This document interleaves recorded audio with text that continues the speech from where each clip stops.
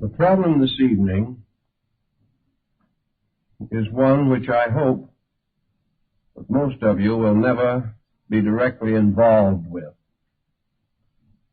For during many years in which I have been a kind of last resort for troubled people, I've had much too frequent contact with this situation, and I think it's only fair that it should be reported and recorded and preserved for those who need it or have a mind to accept it.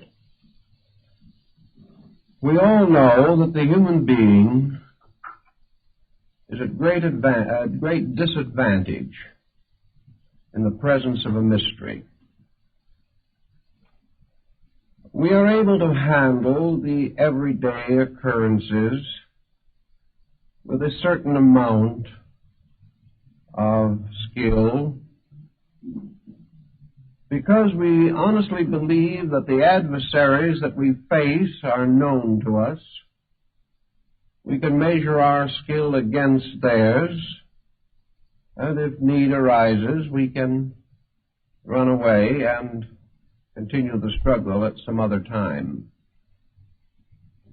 But in a mystery, we are totally disoriented.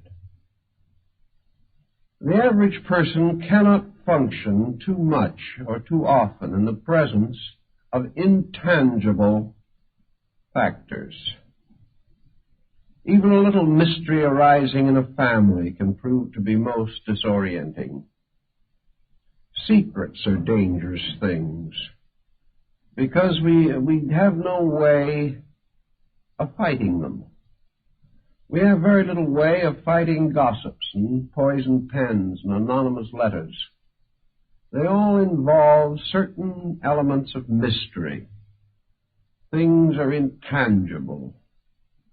We cannot face them and have it out. From the earliest time, man had more courage in the day than he had in the night. Even when he had his own private cave, this cave was a lot safer as far as he was concerned in the daylight than it was in darkness.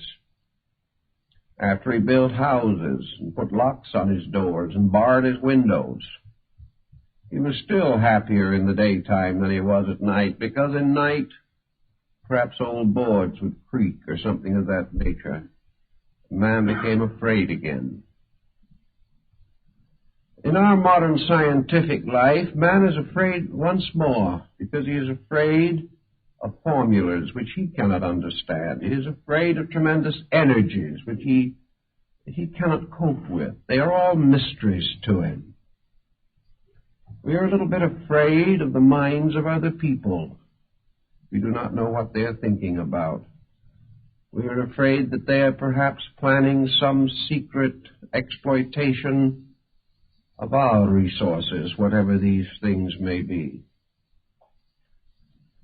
Long ago, man passed through a terrible nightmare, a nightmare of secrets and of darkness and of magic, intensified by a great common belief in the power of evil.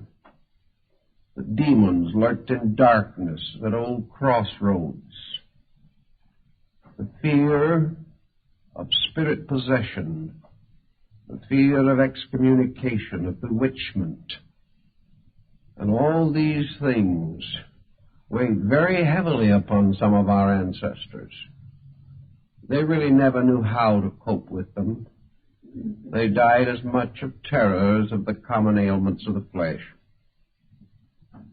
So when today we observe the long shadow of mystery reaching into our private lives, there is a certain anxiety. We are not able to cope with the problem effectively. And there are certain questions that I think we all must ask.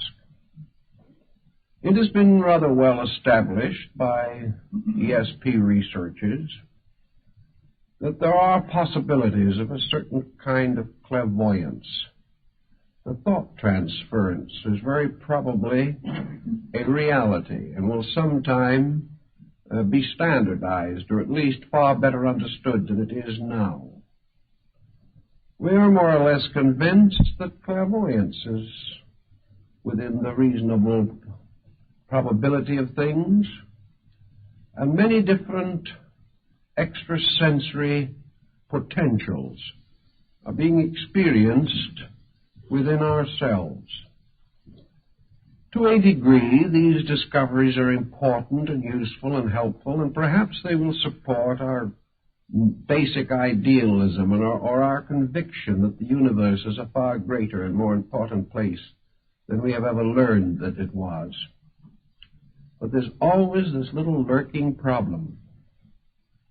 So we can put it in a very simple words of one individual who spent quite a sum of money to have mental absent treatments.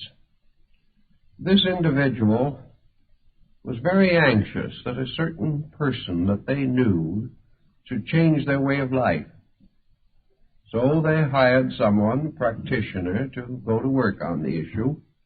And after a reasonable length of time, the object of all this attention did make some changes in their way of life, including a will in favor of the individual who came to me.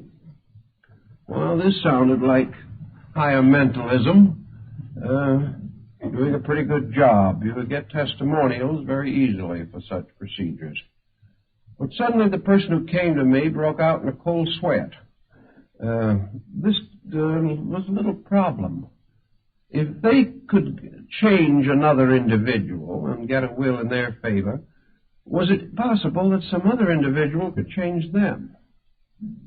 While we were out mentally dominating somebody else, could it be that somebody else was trying to mentally dominate us?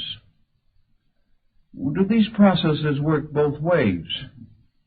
If it is possible for us to send our thoughts to change the life of someone else, could someone else send their thought and change our lives? If we want to make someone else do something they do not want to do, can they return the favor in kind? It is one of these things in which it was a good rule, but it shouldn't work both ways. Each person feels that he has a right to change others, but he doesn't like the thought that somebody might be secretly trying to change him. The moment we get into this problem, our freedom of action, our freedom of thought, all these things evaporate. Where will it begin? Where will it end? If one person can influence us, so can 50 or 100 or 1,000. If one individual can cause another person to have a loss out of revenge or out of spite, can somebody else cause us to have a loss the same way? Like the old brouhaha. If we can pray our enemies to death, can our enemies pray us to death? It just doesn't look so well when we open this mysterious door between the commonplace and the unusual. We step immediately into a world, first of all, a region which we know nothing about. We have no background in our own experience to cope with these intangibles. All we have to work with is a tremendous tendency to fantasy in ourselves, an imagination that can get out of hand even with the commonplace, let alone the unusual, and a mind that has very little foundation in any form of essential courage or fact or reasonableness. With a nature, therefore, that is lacking in most of the requirements of prudence and common sense, it is very easy to get deeper and deeper into a world of wonders that can change gradually and inevitably into a world of terrors. It is a rather dangerous situation for the person to suddenly leave behind the landmarks that he has and knows and depends upon and sail out into an uncharted ocean of mystical and occult possibilities. My experience with this type of situation is that 99 out of 100 land in shipwreck before it's over. They might be able to handle the situation with some dignity if they were very wise or very poised or very well integrated. But who ever heard of an individual very poised and very well integrated who ever got mixed up in these things? 9/10 of the potential victims of their own foolishness in this direction are themselves neurotic. They are persons whose lives have been, in one way or another, unhappy, frustrated, pressure-ridden. They are not thorough scholars. They are not deeply thoughtful individuals, trained thinkers. They are persons who have drifted along through the years, studying a little of this and a little of that, joining this organization and then that organization, and most of them in trouble from the mere process of chronic joining. So many of these organizations threaten their members that if the member leaves for any reason, some dark and mysterious curse will fall upon them. This is enough to wreck a life immediately. The individual living in the 20th century still has the old primordial instinct to be afraid of curses and afraid of the evil thoughts of others. And the moment we give these evil thoughts a large place in our own thinking, we can begin to feel these thoughts moving in on us. Our lives can become haunted by the mere fears that arise from negative speculations about the unknown. These speculations didn't rise as the result of certain interest in metaphysical matters. The individual would probably immediately consider the possibility that he's mentally ill. But if this is part of some strange mystical procedure, he doesn't think of himself as ill at all. He thinks of himself as illuminated. He thinks of himself as having reached new dimensions of consciousness. But then these new dimensions of consciousness begin to go to work on him. And before it's over, we realize that he has simply used this strange unknown as a catalyst for his own neurosis. So we can't too strongly recommend that persons be extremely cautious in trying to explore areas where their knowledge is simply insufficient. Now, knowledge in itself is a very good thing. We should know about everything, even things we do not really agree with, or even things we do not want to believe. We should know about them. We should never assume for a moment that ignorance is an asset. There's a great deal of difference, however, between understanding the theories and practices of certain beliefs and the effort to dabble with them ourselves. There is no reason why we shouldn't understand the theories behind transcendentalism if it intrigues us. But there are many reasons why we shouldn't dabble with it. Especially this is true where we actually haven't even any very solid groundwork in theory.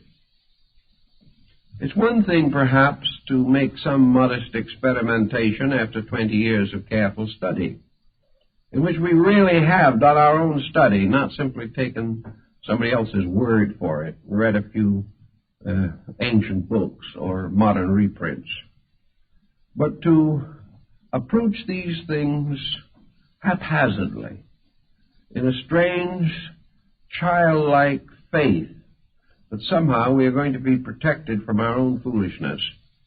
This simply does not pay off, except in terms of tragedy. Now, one thing that's not too important at this stage of our thinking is whether all this weird and wonderful world is a reality or simply a psychological condition within ourselves. Whether all this magic is a psychic phenomena or a psychological phenomena is not perhaps so important at this point. Regardless of which it is, it has the same effect on us. And when we add to this a certain amount of coincidence, a certain amount of inevitable fortuity, we can build up a pretty strong case for things that can be very difficult if we're not careful.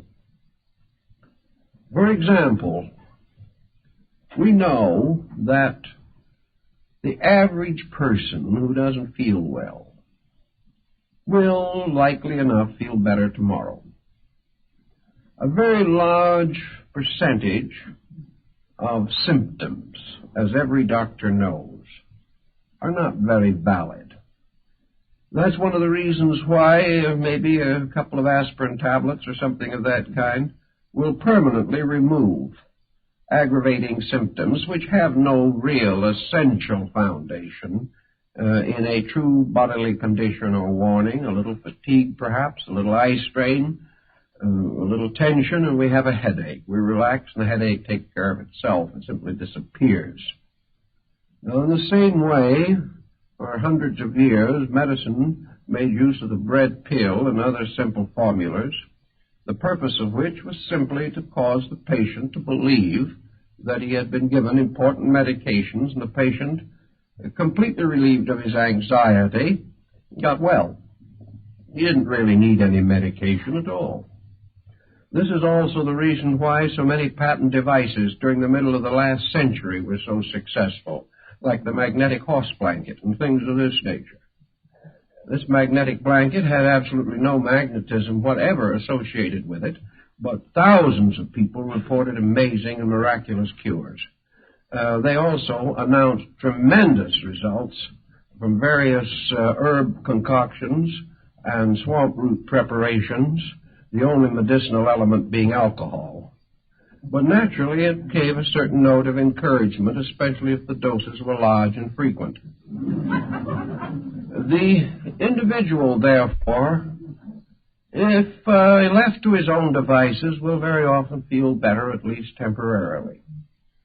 But if an individual who has nothing wrong with him except perhaps a little anxiety mechanism feels that he is being treated for this, that some other person is sending him powerful vibrations, he gets feeling better very quickly, just like he used to get feeling better on Peruna.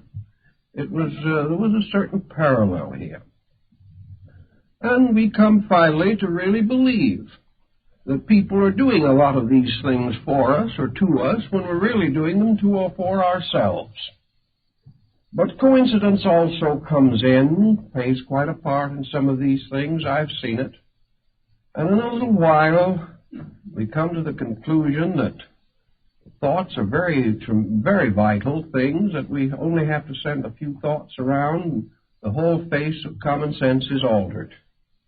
This goes on for a time. What ends is finally the individual becomes seriously ill with something, and perhaps by neglecting it, in the hope of some other form of magical cure, reaches a point where he cannot be saved at all. These things have their mysterious negative factors that we have to watch for constantly. Because faith is a wonderful thing, but when it's put in the wrong place and the wrong things are believed in, it can be very costly in terms of health and happiness in life. One of the simplest examples of what might be termed magic that man has used from the very earliest time is prayer. Now, prayer can be a very wonderful thing for the human being. It has a tremendous potential for good. And yet so few of us can use prayer unselfishly. It is so hard for us to really be sincere, even in this. If we really believe that prayer is a power, then this power becomes the basis of a temptation of some nature. Power promises us things. And it's very hard to believe in power without trying to use it to our own advantage or to the disadvantage of someone else. I know people who have spent many years praying that misfortunes would come to another person. How we can do a thing like this in the name of God is difficult to understand, but it happens every day. We also have a great number of prayers in which the individual is asking God to take care of things he should be taking care of himself, not waiting for the infinite to step in and correct a commonplace situation that we should all be able to handle. Therefore, we have prayer which essentially is a relationship with God, transformed into a kind of a basis of a new kind of old age pension or social security. Prayer becomes the basis of the gratification of very commonplace desires. We don't realize we're misusing it. We have the best intentions in the world. But when we start to pray that somebody else is going to let us foreclose a mortgage on them, we're in dangerous ground. We're in very dangerous ground. And when someone stands up and testifies that as a result of prayer they've doubled their income, there's just a little doubt as to whether this is what prayer was intended for. Whether we really have a right to assume that some spiritual force in nature, a force which has as its primary concern the achievement of ultimates, the great infinite patterns of things, should be supplicated every time we have a headache or every time we have an appetite or a desire which we feel needs gratification. This type of use seems to lead us away from the essential integrity of life. And when we pray that somebody else shall be over-influenced in some way or another, what about the other person? What about the individual who lost money so that our income could be doubled? Did the universe turn on him for our benefit? Was our prayer a means of dishonestly acquiring that which did not belong to us? Most people won't even bother to ask the question. They don't care how it's fulfilled as long as they get what they want. But can we assume that the universe operates this way? And if we're willing to assume this, what happens to our own relationship with every problem of existence? The moment we take the honesty out of the universe anywhere, we take it out everywhere. Either there are principles and rules in this world or there are not.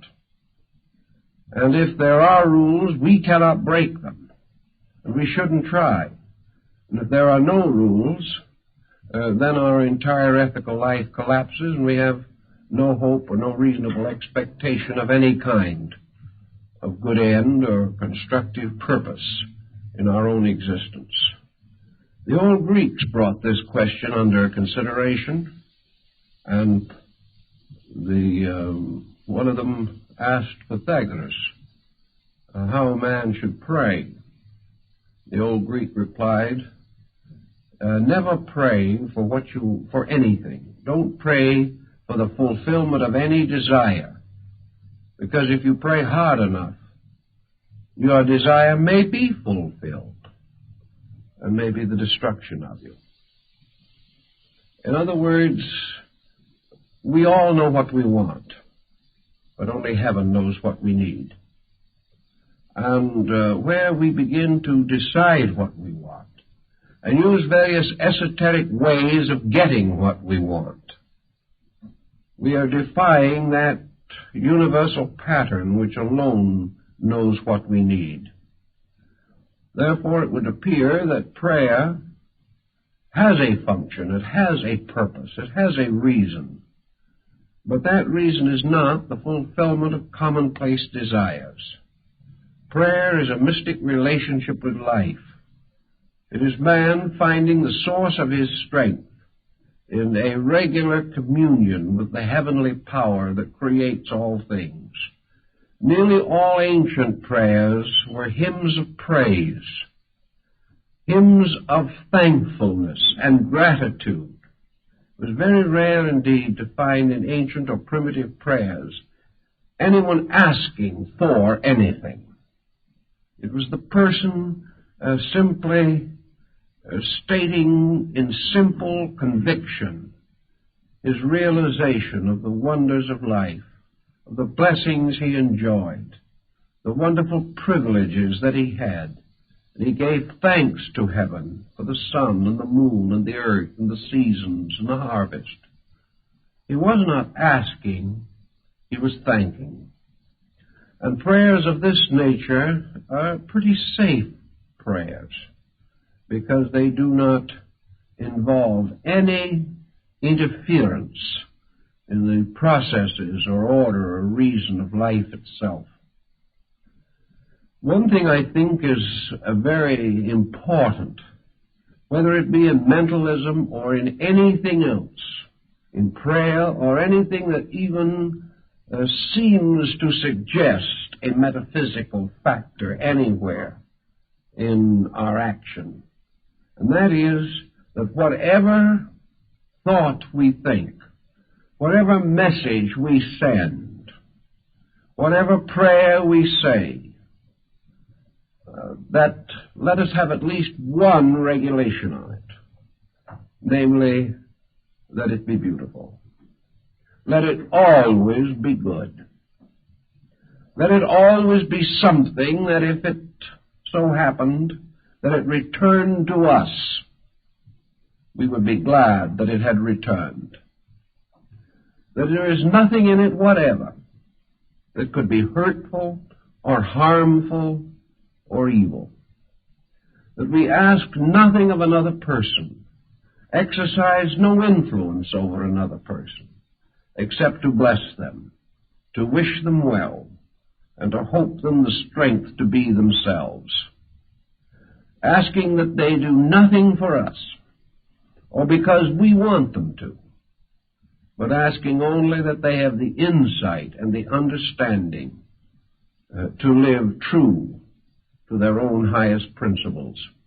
If we are very, very careful to keep ulteriourness out of our thinking, we do not have to live with the consequences of it sometime in the future. But just as we have taken every new and beautiful discovery that man has made and finally used it to hurt man, so even the most simple and beautiful and gracious thoughts that perhaps we start with all too often are twisted around to find some advantage for ourselves or disadvantage to others. In times of war, both armies pray for victory. This cannot be. In all the problems of life, we seek to call upon a divine aid for the advancement of some human concern. And this advancement is nearly always selfish. So another very safe rule in connection with all transcendentalism is to take the self out of it. I think this was the burden of Buddhism. Buddha, of course, lived in India. The Brahmins and Hindus of his time practiced magical rites. They called upon the gods, they invoked spirits, and they did many other things of this nature. Buddha warned against it, as also in Greece did Pythagoras. He warned against it on the ground that all of these rites and rituals had something to do with the gratification of man. That the individual wanted power, he wanted wealth, he wanted security. And even when he, Faust-like, bound some elemental to his services, as in the old legends, it was always in order to gain some gratification for his own ambitions or desires. One of the ways to take the blackness out of magic is to take the selfishness out of it. And in the ancient religions, there was a kind of wonderful divine magic, the magic of illumination, the magic of insight and enlightenment. This mysterious and wonderful magic by which man seemed able at times to come into the presence of his God, to stand in the transcendency of the divine principle, to enjoy or to participate in a wonderful experience we sometimes call cosmic consciousness. This kind of a diviner magic, in which self plays no part, is one, perhaps, a form of the transcendent which may be permissible. But the rule, I think, is safe to follow, is that man is in danger whenever he is selfish. And the greater the skill of his selfishness, the greater the danger he is in. And if he uses any esoteric or magical means to gratify selfishness, then he is definitely practicing black magic. And black magic is a magic that perhaps is not so black in itself, as that it opens the individual to the blackness of fear, opens him finally to a strange abyss in which he is captured in the very conspiracies which he would turn against others. There can be no ultimate security in anything that is essentially selfish. So when we pray, let us pray as selfless beings, praying for the common good, not even trying to define what that good is, but perhaps building into the concept of our prayer, our meditation, our contemplation, whatever it may be, that wonderful saying, a wonderful statement that seems to be so protective of all good. When turning to God in communion and asking anything of the divine, let us always include that thought, not my will, but thine be done. As long as we do not force will, as long as we do not impose our will upon purpose, as long as we do not stand arrogantly, because our will indicates our conviction that we know and we do not know, as long as we are not arrogant, much will be forgiven us. But in our arrogance, we pitch ourselves into adversity. Always, therefore, our own purposes, our will, our appetites, our instincts, our ambitions must be subservient to the great cycle of laws under which we exist. Man lives in a universe of cause and effect, under the great laws of causality and alternation and harmony and rhythm. Man should not under any condition build into his life any concept which would inspire him to violate law. He should not set himself against natural law. He should ask for nothing that he is not able to earn. And he should in no way attempt to force any condition in nature by which he attempts to evade that which is his natural and proper destiny. If man must pray for something, as Buddha points out, let him pray for enlightenment. Let him pray that the only desire that is desirable is the desire for truth itself. Not the truth we want, but the truth that is.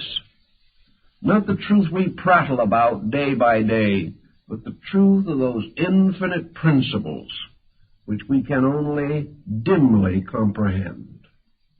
We may not know what the truth is of a situation, but we have the right to inwardly pray that that truth shall reveal itself according to its own purposes, whether those purposes help us or not, whether they fulfill any desire of ours or, perhaps, go entirely contrary to our wishes. The thing is, what is the truth? And whatever that truth is, with that we must live. And we must hope that in the face of truth we will have the courage to live according to it, and not according to any compromise that may arise in our own nature. From the dawn of our history, men have struggled to dominate each other, to take away the works and profits of other men. They have conquered nations and spoiled and pillaged the earth. Everywhere the individual tries to use strength to dominate the lives of others, by means of strength, by intimidation, by fear, by outnumbering or outwitting, the individual has tried to deprive others of their natural rights. Out of this procedure has come the entire tragedy of civilization, a tragedy which continues today as it has from the beginning.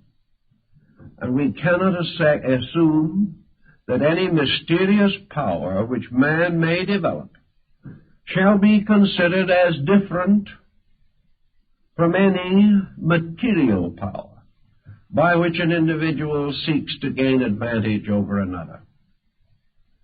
There is no difference except, perhaps, in the detailed construction of the instrument, but whether we try to take a man's goods from him with a gun or with a thought, we have committed precisely the same offense. Whenever we try to over-influence him, we are doing the same thing that we would in any action or procedure in which we lure another person into an unfavorable situation in order to cheat him, betray him, or deprive him of something.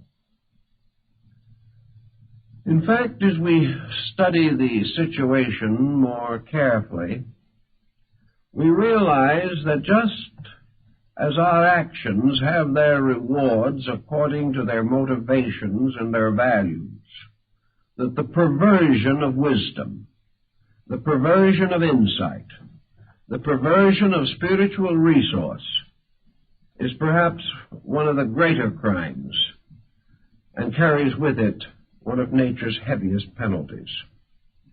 Actually, we are far worse off as living beings if we steal from a man by influencing his mind than we are if we break into his house at night and rob him of his goods. We have committed a different kind of offense.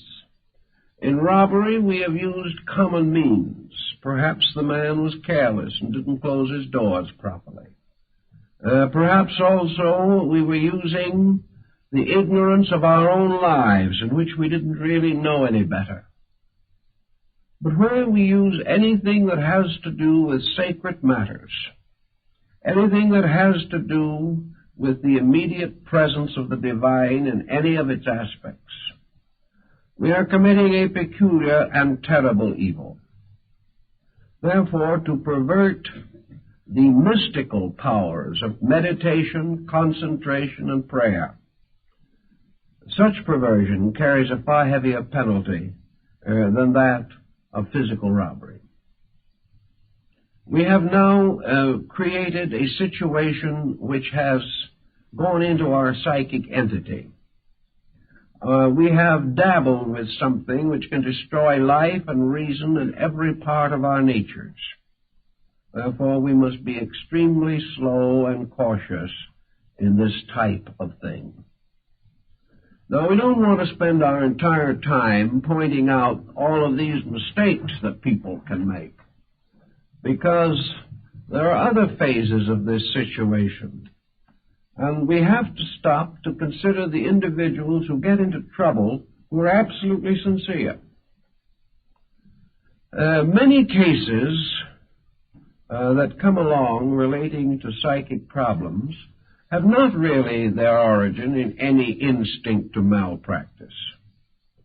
They have many times their origin in the individual's desperate desire to grow. He assumes that growth means for him solution of something. He does have the one weak spot, the heel of Achilles, which has made it possible for him to get into trouble.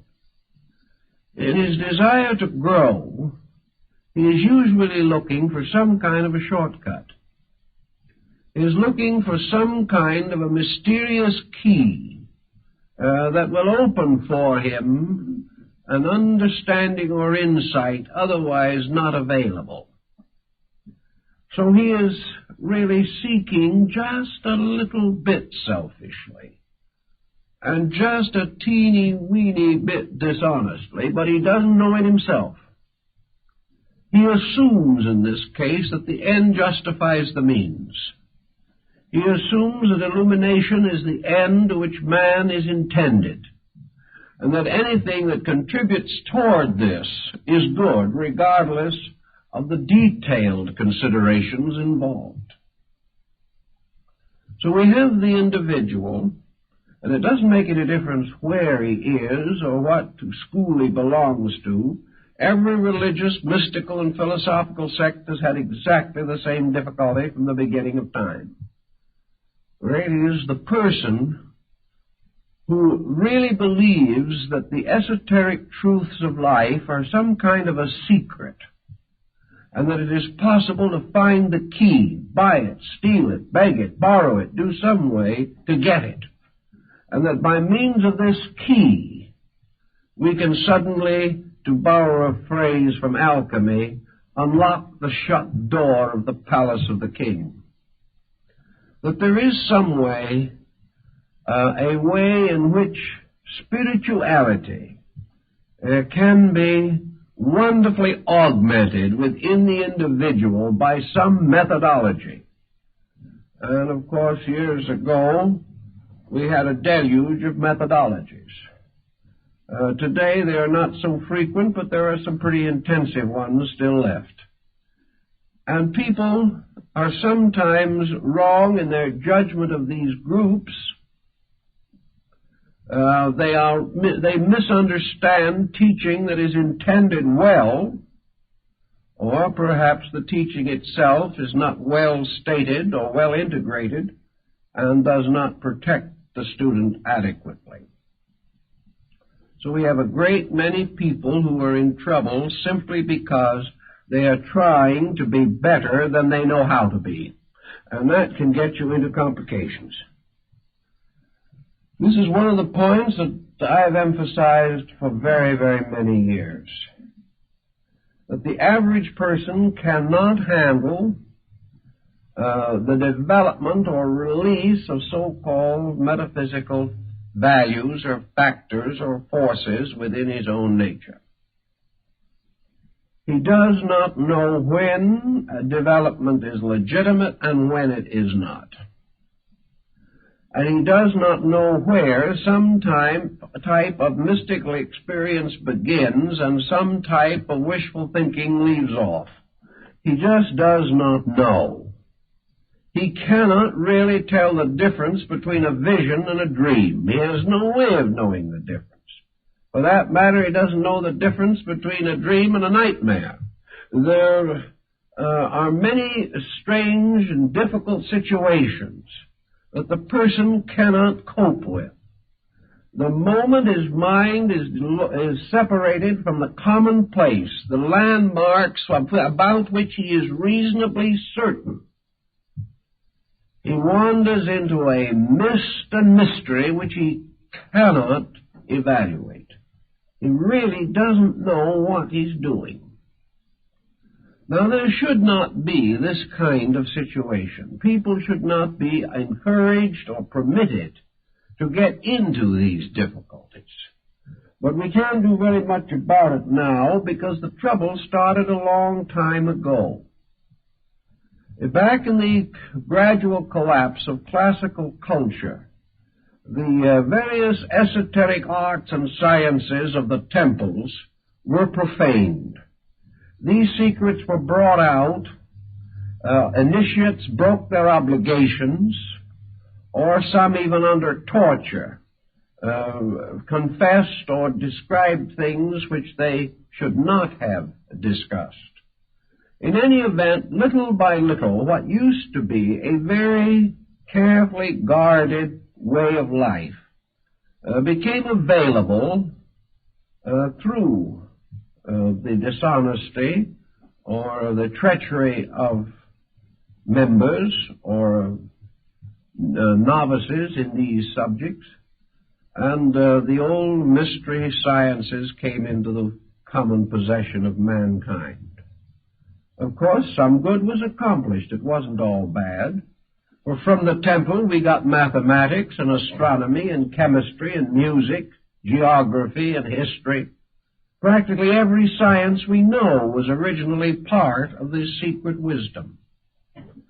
Those sciences which we could turn and apply to the common advancements of mankind have helped, but because they were advanced without the obligations of the ancient temple, most of the secular branches of knowledge have become utterly corrupted, and all knowledge is now used selfishly, whereas in the older times the obligations were such that the possessors of knowledge were bound to right use. This no longer exists as a general policy, unless the person by his own high morality makes a voluntary obligation. But some of the other more secret and mysterious arts were brought out of their ancient symbolisms and from the early sanctuaries of the mysteries. Pandora's box was opened. All types of psychic and magical phenomena came to be a little better known and a little better understood than was wise. But the great over-science of which it was a part, the great dedications to the temple which once protected it, the long periods of purification and preparation which once led to the revelation of it, all of these guards and protectors were lost. And the individual was in much the same condition that we were when we discovered nuclear fission and had in our hands the greatest power that man has ever materially possessed, and practically no ethical structure to direct the use of it. This was a situation that was rather serious. And as far as the private citizen is concerned, the esoteric arts are just as dangerous as nuclear fission. He can get himself into a private dilemma just as easily as the world could be forced into a dilemma by an atomic war. But without the guides and guards around these practices, we developed a whole series of popular systems by which the individual really tried, quite sincerely, to advance his own internal life. He was convinced that somewhere inside of himself was a God, a tremendous power, and that this divine principle within him was stronger than his personality, stronger than his mind and his emotions and his body, and that in some way there was a great security, a great sufficiency to be achieved if man could explore this inner nature of himself and come finally into union with the divine power, the source of his own being. Thus systems and schools were set up for the exploration of these secret processes. The theory was legitimate. The procedures were to varying degrees legitimate. Some quite definitely had strong good points. Others had very few good points. Many of the names that were used to identify these systems were ancient, honorable, belonged to great schools of the past. Some were out of fabrications and proclamations of the mysteries. Who knew? Who was able to tell which was genuine and which was not genuine? Not 1 in 10,000 who became involved in these various procedures. Everybody had to believe somebody, and most people believed the wrong people. So we had more trouble. Trouble because of sincerity, finally, but trouble because sincerity was not very smart, not very wise in its attitude toward these matters. Every day, whenever a new system comes along, there's somebody who jumps into it, gets himself into trouble, and gives the whole theory a bad name. Always the same problem is involved. Every great system of enlightenment the world has ever known has accepted the essential inevitability of universal law. The great disciplines of the mysteries were based upon the law of cause and effect, just as much as the most common occurrences of living. And all of the great steps and stages of the development of man's inner life, these degrees of development were the results or effects of causes. And the causes had to be right, and they had to be exact, and they had to be complete, or the effects would not be what was required or expected or hoped for. So in the whole theory of man's spiritual growth, all growth arose from the unfoldment of personal integrity. The beginning of all mystical discipline was the purification of the individual's life. Purification did not mean to imply that the individual could get nowhere unless he was spotless. Purification meant that the search for reality had to be genuine. It had to be real. It had to represent a dedication to principle. It certainly had to mean that the common difficulties which beset us have to be met and understood and fulfilled according to the workings of law. And so we have today a great many people who are trying desperately to develop certain extrasensory perceptions. Most of them get in trouble. They get in trouble for many reasons. First, because they do not understand how to develop anything. They have to hope. They have to pray. They have to follow some strange, mysterious pattern and have some kind of faith that it will work. Well, many times, of course, they are following patterns given them by others. And here we frequently hear the wonderful accounts of the secret instructions that folks have received. And many of these instructions are appalling. They represent the most colossal ignorance and effrontery on someone's part. I've checked a great many of these wonderful revelations of how to develop extrasensory powers, how to become an adept in 5 or 10 lessons, how to look through solid walls and see what's going on the other side, how to multiply the family fortune, make friends, influence people, dominate situations, almost anything you want. But even apart from these, which some folks are a little too smart to fall for anymore, there are these mysterious procedures which are supposed to be shortcuts to the infinite, by which the individual is all the quicker and the more simply directed to some type of illumination or mystical experience. I have tracked down a great many of them.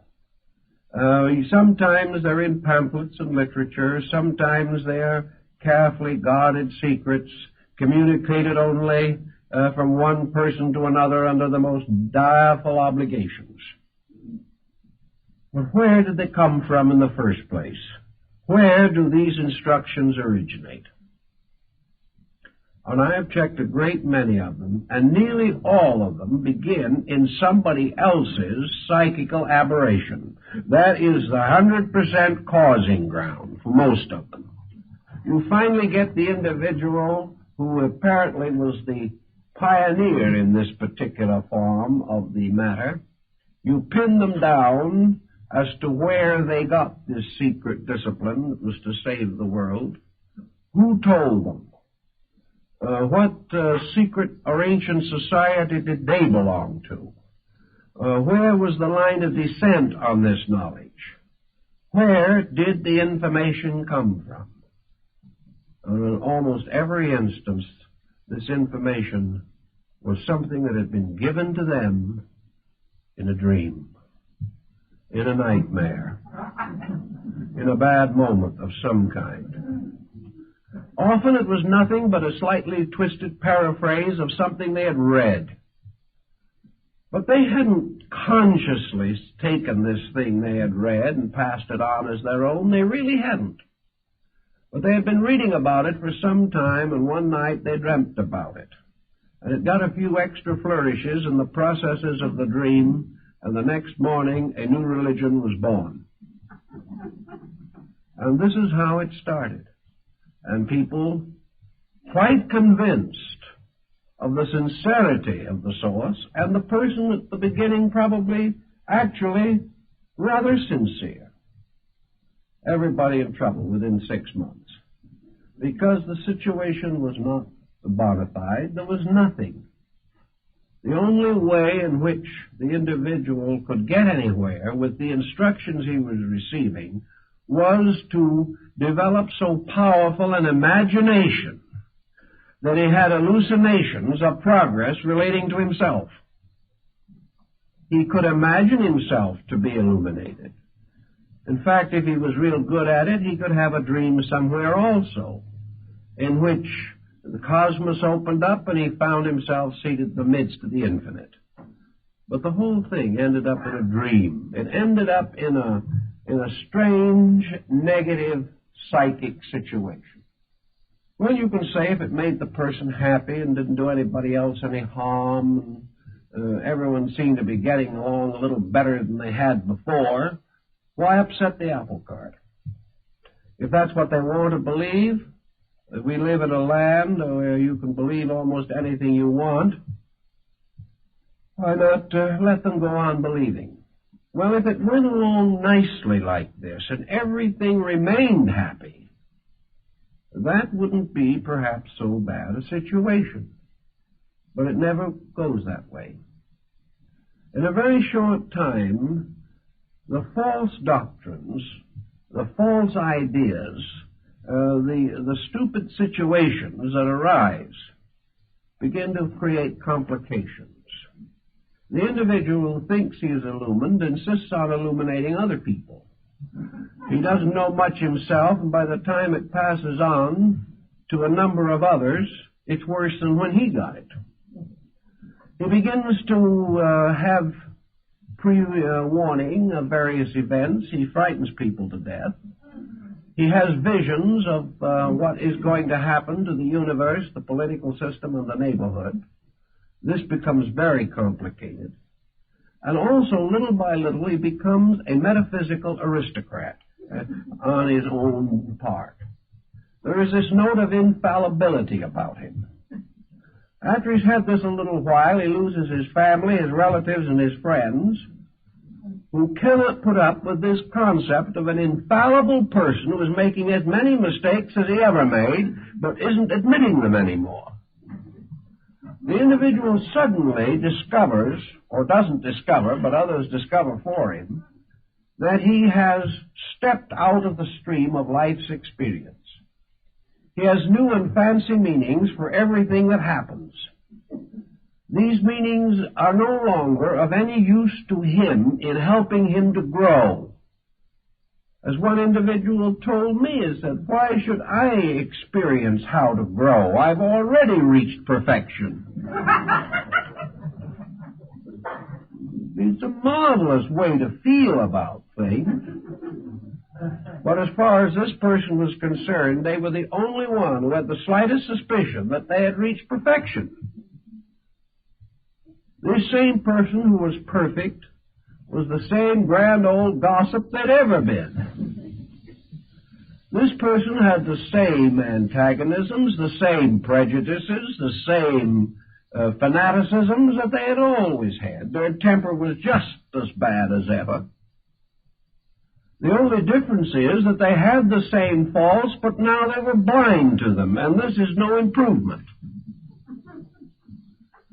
Or, as one individual explained to me, who had a certain rather bad dispositional problem that they had worked with for a number of years before they had become illuminated, I asked them how they were getting along with this old problem that they had been fighting with for years, and they looked at me rather scornfully and assured me that a nasty temper was one of the proofs of advancement. How foolish can you get? And they believed it. Little by little, all perspective was gone. Now, this isn't helpful. The individual keeps on going along this way until a situation arises in which they come face to face with an emergency, in which the only solution would lie in the fact they were what they thought they were, that they did possess sufficient insight and understanding to solve a major issue. When this emergency arises, the issue is not solved because they haven't what it takes to solve it. Sometimes there is a very bitter disillusionment. It's a horrible thing to suddenly wake up and realize you've been studying for 20 years something that isn't so. Very discouraging. Also, that in the moment when all these things were supposed to produce their miracles, nothing happened. There are these bitter and painful experiences. And we see that the person who starts off on one of these tangents never knows where he's going to end. Unfortunately, too many of them end with mental breakdowns. They have become so involved, so tied up, they can't possibly solve the situation. Another painful interlude that most of these persons come in contact with is the fact that they are so right and nobody else sees it. This is very unfortunate. They know that they are creatures of destiny, but the world won't accept them.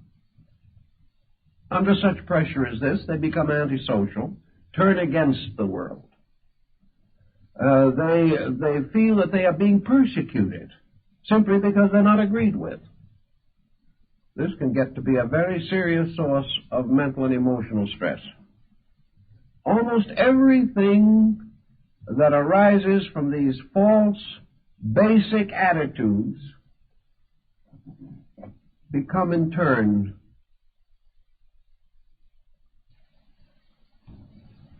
almost everything that arises from these false, basic attitudes taking the life away from the simple dignities, the simple humanities that make things valuable. If, therefore, you are not careful, you can get into trouble. Here's another general phase of the matter which also has its problems, and that is the effect upon health. We've spoken about a little about the emotional and mental stress of these situations. Now let's speak about the physical, the possible damage that is done physically as a result of some of these procedures. Nearly all metaphysical practices involve a certain amount of stress. They create various kinds of fixed tensions of one kind or another. Most forms of concentration will do this in time. The individual, whether he realizes it or not, subjects his nervous system, particularly the autonomic system, to a tremendous amount of stress. The moment the confusion is set up in our relationships with life, the nervous system begins to flutter. Because the nervous system is very close to fear, anxiety, uncertainty, unreasonable hope, and the ups and downs of 1 minute of despair and the next minute of exaltation, the individual believing everything one moment and nothing the next moment. more or less disoriented much of the time, and becoming more and more hypersensitive, more and more defensive, because he is increasingly misunderstood by everybody else. Little by little, his life becomes miserable, unhappy, unadjusted, tension-ridden, stress-torn. And in a very reasonable length of time, the physical situation begins to reveal itself. It is very hard for the person to be under fear, anxiety, or intense imagination without punishing the bodily structure too much. So these people begin to experience lack of normal body functions. Respiration may become erratic. Various forms of tachycardia may develop. Elimination may get very bad. And most of all, we have the person who develops what I have often referred to as psychic flutters. This is an ailment in itself which is almost uniquely due to psychosomatic symbolism.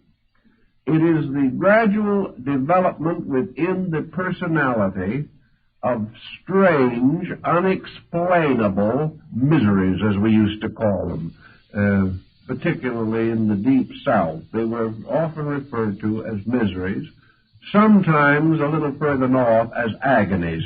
But in any case, they were difficulties. Most persons who have these psychic problems report strange feelings.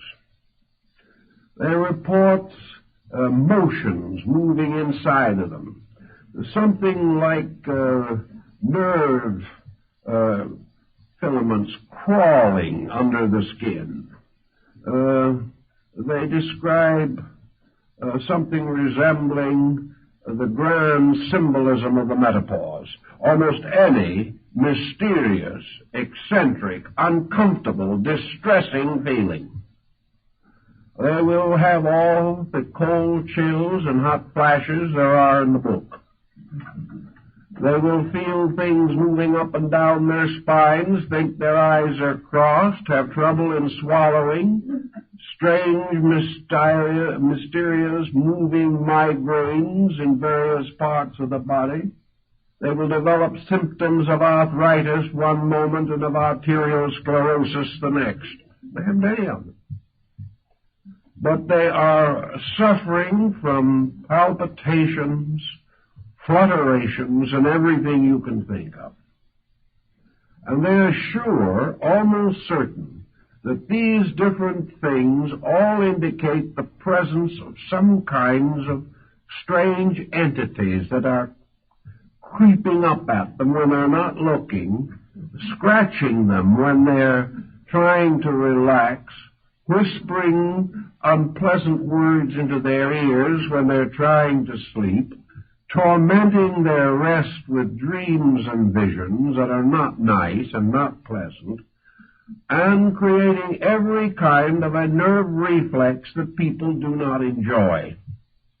This is a very common group of symptoms. I could list hundreds of related symptoms in this area, but I think we have summed it up sufficiently to point out the general theme. To these people, all of these symptoms seem to signify the presence of some other entity, being, force, nature, or substance affecting them. Perhaps they think that some of these mysterious feelings are other people's thoughts bouncing off of them, or something. But as always, this type of thing begins to develop. I think the real answer to it is a gradual psychosomatic transference of total confusion. The individual has lost completely orientation. And perhaps we can imagine that the nervous system, under such complete psychic breakdown simply loses its own rhythms and its own orderly processes and begins to take on some similitude of the prevailing lack of organization and integration. In any event, we find that a large amount of psychic phenomena ends up with this. Sometimes it gets so bad that there seems to be very little you can do for it. The one thing that might help you can't do in the majority of instances, and that is get the individual to change his own mental habits. By this time, he is so convinced that he has no power over the situation that all he wants is a sorcerer to get rid of demons for him. He doesn't have any realization that these symptoms indicate the breakdown of his own natural integration. He is not mentally ill. He is physically disturbed, symbolically. All the mysterious doubts and wonders and hopes and anxieties that developed psychically are now playing themselves out nervously in the functions of the body. And this is an unpleasant thing to have happen. And the moment anybody feels any of these symptoms, stop worrying about what other people are doing to you and start organizing your own resources as quickly as you can. By organizing your own resources, I mean simply get your mind on practical, workable levels of action, train your thinking, control your emotions, find natural and reasonable outlets, and get your mind off of being spiritual. Because if you don't, you're going to have more trouble. Obviously, an individual in this condition is not spiritual. Therefore, whatever method has been used to get into trouble is not the method they should be following if they wish to become wise. So there's no use continuing the present policy. It is obviously wrong, or the individual wouldn't be in trouble all the time. This, again, is a problem that affects good people. People who have tried very hard, but who have lost a certain sense of security. They have been thrown out into a universe that is too big for them, and they weren't smart enough to swim to shore as quickly as possible. And most of these people must learn to swim to shore and to start all over again in the effort to establish a basic groundwork for self-improvement. We often find that other factors do contribute to this situation. Nearly every religious organization and most people involved in them become gradually more or less unnatural in their personal ways of living. They get into trouble this way also, unfortunately. We have all kinds of trick diets. We have all kinds of special exercises. We have individuals forcibly removed or deprived of the common expressions of life which have been theirs over a period of years. We find them gradually developing various frustrations on the ground that the more frustrated they are, the more spiritual they are. This is a good way to get good and sick quick, because the human being cannot take these inconsistent procedures without having some background for them. Now, it is true that every so often you will find a hermit or an old saint in legend, lore, or actual history, perhaps, who has gone away into the desert, into the mountains, or into the forest, and there built his hermitage, and has lived peacefully and quietly apart from the concerns of man, and has practiced his Tao or his Zen or his Yoga for half a lifetime in perfect peace and tranquility. Nothing unfortunate ever happened to him so far as we know, but sometimes we're not quite sure how far we know. But at the same time, the rumors are that he's done well. Now, this is all right. It's quite understandable. There are people like this in every human society. There are individuals who are born for the cloisters and are never happy till they go there. There are people who have always wanted to live strange lives of unselfish dedication to other people. They're really most content in some field of religious service. They have no strong attachments to worldliness. They find material living uncomfortable and unpleasant. They do not want to run away into doing nothing, so they would rather live in a dedicated service to some cause. And many of these people are very useful, and they do wonderful jobs. But they are generally useful and do well under the strong supervision of a system. And they become teachers of the young, or nurses of the sick, or guardians of the aged, or something of this nature. But they live and function, and their religious life is dedicated to rather practical, commonplace labors, which they perform in the name of their higher spiritual ideals. This, in many instances, works out very well. But to take everyone, to take people from here and there and everywhere, and impose these kind of restrictions on them, will most certainly end in psychological and probably physical disorder. These people are not so constituted that such a program is reasonable or practical for them. This is what happened in the development of Buddhism, where the Southern school divided from the Northern school. The Southern school taught distinctly and definitely that there was only one way to achieve illumination, and that was to leave the world completely, utterly, and immediately, and never come back again. To turn from the common life to the robe, to give up every possession, to give up every attachment, to give up every worldly attitude and even every worldly responsibility, and go out with a begging bowl and one small square of cloth, and keep on wandering and meditating until consciousness or death ended the procedure. This was not, however, the Buddhism that gradually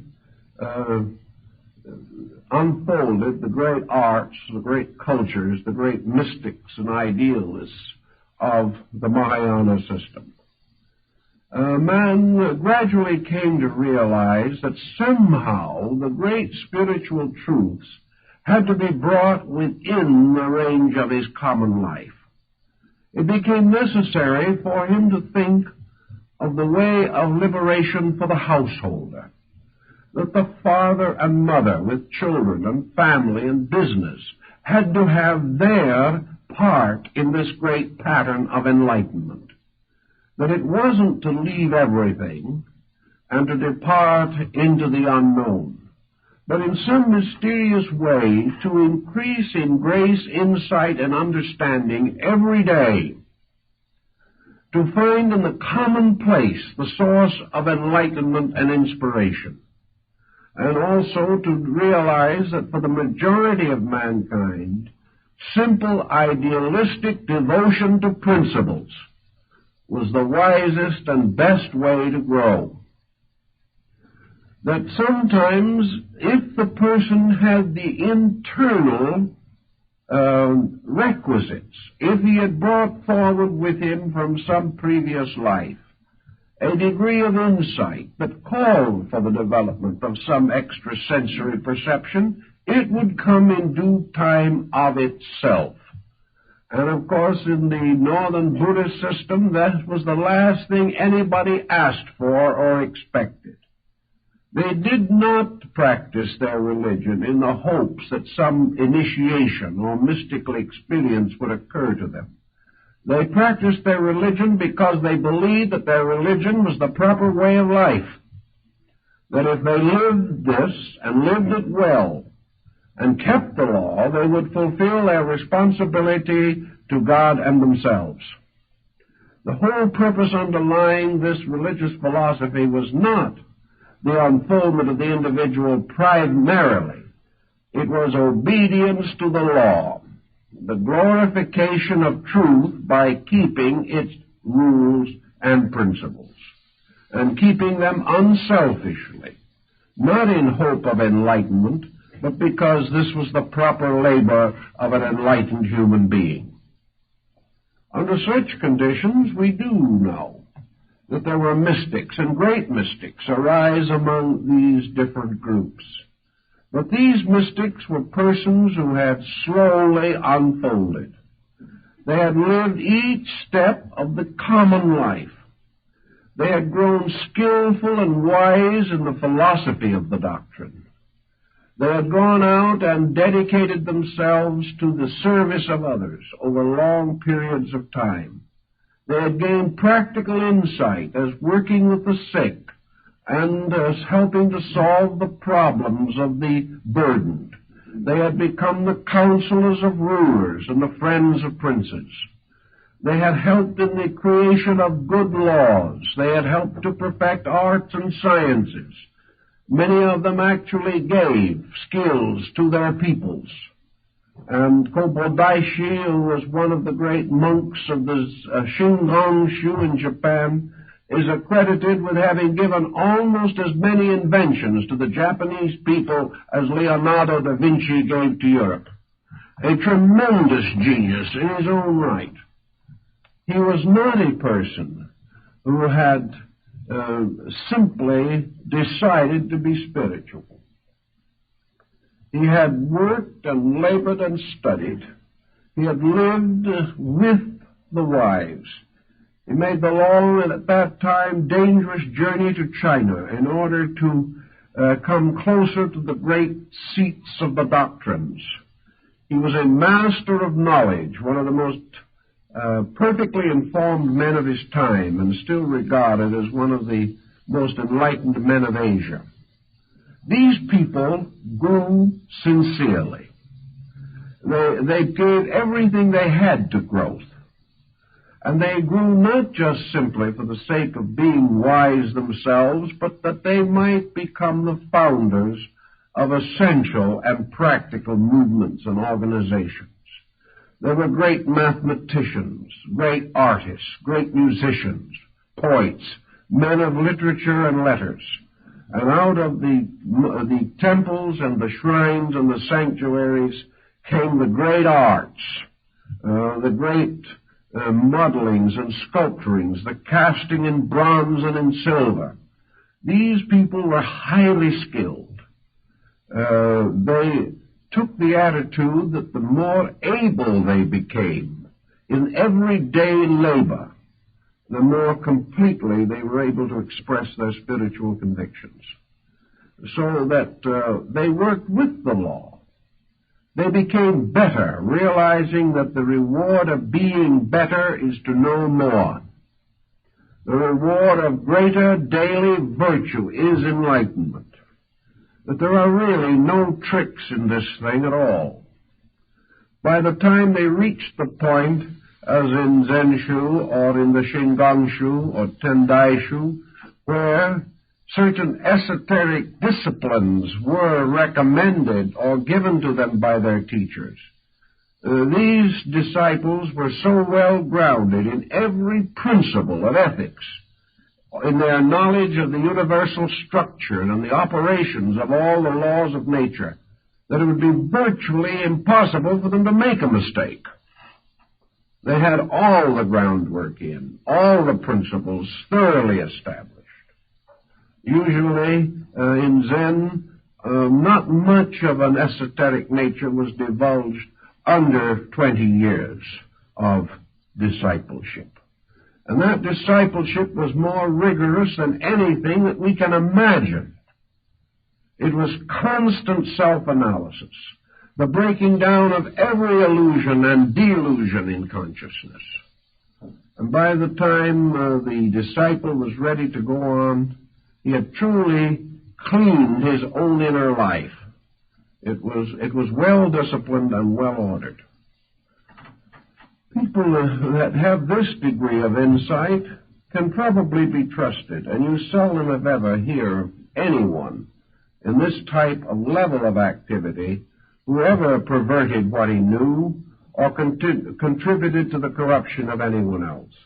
These people knew, and they were able to use their knowledge wisely. What we are worried about constantly and stricken about so often is the dabbler, the one who really tries, but simply doesn't even have a comprehension of what he's trying. To him, a few lessons and a couple of books, and he's well on his way to nirvana. It just doesn't operate that way. This does not mean, however, that the individual cannot grow. He can grow continuously. But he has to grow with a dedication, not an enthusiasm alone. He has to grow along the line which is the most difficult of all forms, and that is self-discipline and self-control. I know more people who have tried to be spiritual without taking hold of their own lives. They can do almost anything you can imagine except what they should be doing, and that is controlling and directing their own conduct. These people are perfectly willing to devote a great deal of time to wandering about the cosmos, but they cannot be patient as people. They do not know how. They cannot really be thoughtful. I know many of them that cannot even be commonly courteous. There is no attention to personal character. This is something to be left behind, to be hurdled, to be considered fit only for persons of less spiritual insight. There is no spiritual insight apart from character. There is no safe mystical experience apart from character. There is no possibility of man exploring the inner universe of value safely unless his own integrity is completely established. Any other course of procedure is bound to lead ultimately to difficulty. And because no one but the individual himself knows the degree of his insight, each person has to come to some way of judging these things. You cannot tell him that he isn't ready. He will keep on going around until he finds someone else who tells him he is ready. And this goes on because the person wants to believe that he's on the verge of enlightenment. He doesn't want to be told he hasn't started yet. So you can't convince people against their will. And yet, because of this peculiar type of religious thinking that has developed, people just get themselves into trouble and have no way out. And by the time they realize the degree of their trouble, the very persons who got them into the trouble can't do a thing for them. So they wander about, hoping for someone who can perform a miracle and rescue them from the dilemma into which they have gotten themselves. By this time, perhaps they do have a little experience. It will serve them in good stead in due time, but at the moment they're in a very uncomfortable state about the whole thing. So we can only profoundly warn the individual that when he starts dabbling with mysterious things, he must either have the consciousness to handle these things, or he should leave them alone. And no one who is frightened out of his wits by every psychic wind that blows is in a condition to handle the problem. No one who has to seek help is in a condition to handle it. Therefore, if this situation seems to be developing, There can be only one answer. Get out of it as quickly as you possibly can and get your feet back on the ground again. Use the simple ways. Realize that this whole problem of what you might term psychic involvement is only possible at all because basically the person is not capable of thinking with true wisdom. He isn't able to really think straight. Somewhere, weaknesses of his own have contributed to the fact that he was deceived, or has deceived himself. It has to start with this. From that point on, all perspective can be lost, and the situation can just be a long, terrible hurt with no really, apparently, satisfactory explanation. But in the beginning, the person had to be foolish. And the only answer is to stop being foolish as quickly as you can. There are ways in which some damage in this area can be rescued, or the individual can be pulled out of his problem. We realize that as the problem gets worse, as the individual advances in some form of psychic persecution, which is more and more difficult for him to get off of his own mind, he is inevitably becoming neurotic. He is becoming fear-ridden. Even if he hasn't reached a degree of hallucination, it may come any moment. He is certainly, actually frightened. He is living in fear. The whole thing has become a phobia. And this phobia is nursed. Fear is nursed by fear. The more he worries about his fears, the more he thinks about his fears, the more he waits for new symptoms to appear, the more frightened he will become. And if this goes on, especially if the individual is alone, perhaps living alone, where there is very little contact with other people, too much loneliness to begin with, which may have been a contributing cause in the first place, then this person must either make a valiant break with the situation where he finds himself, or he will not get out of the difficulty.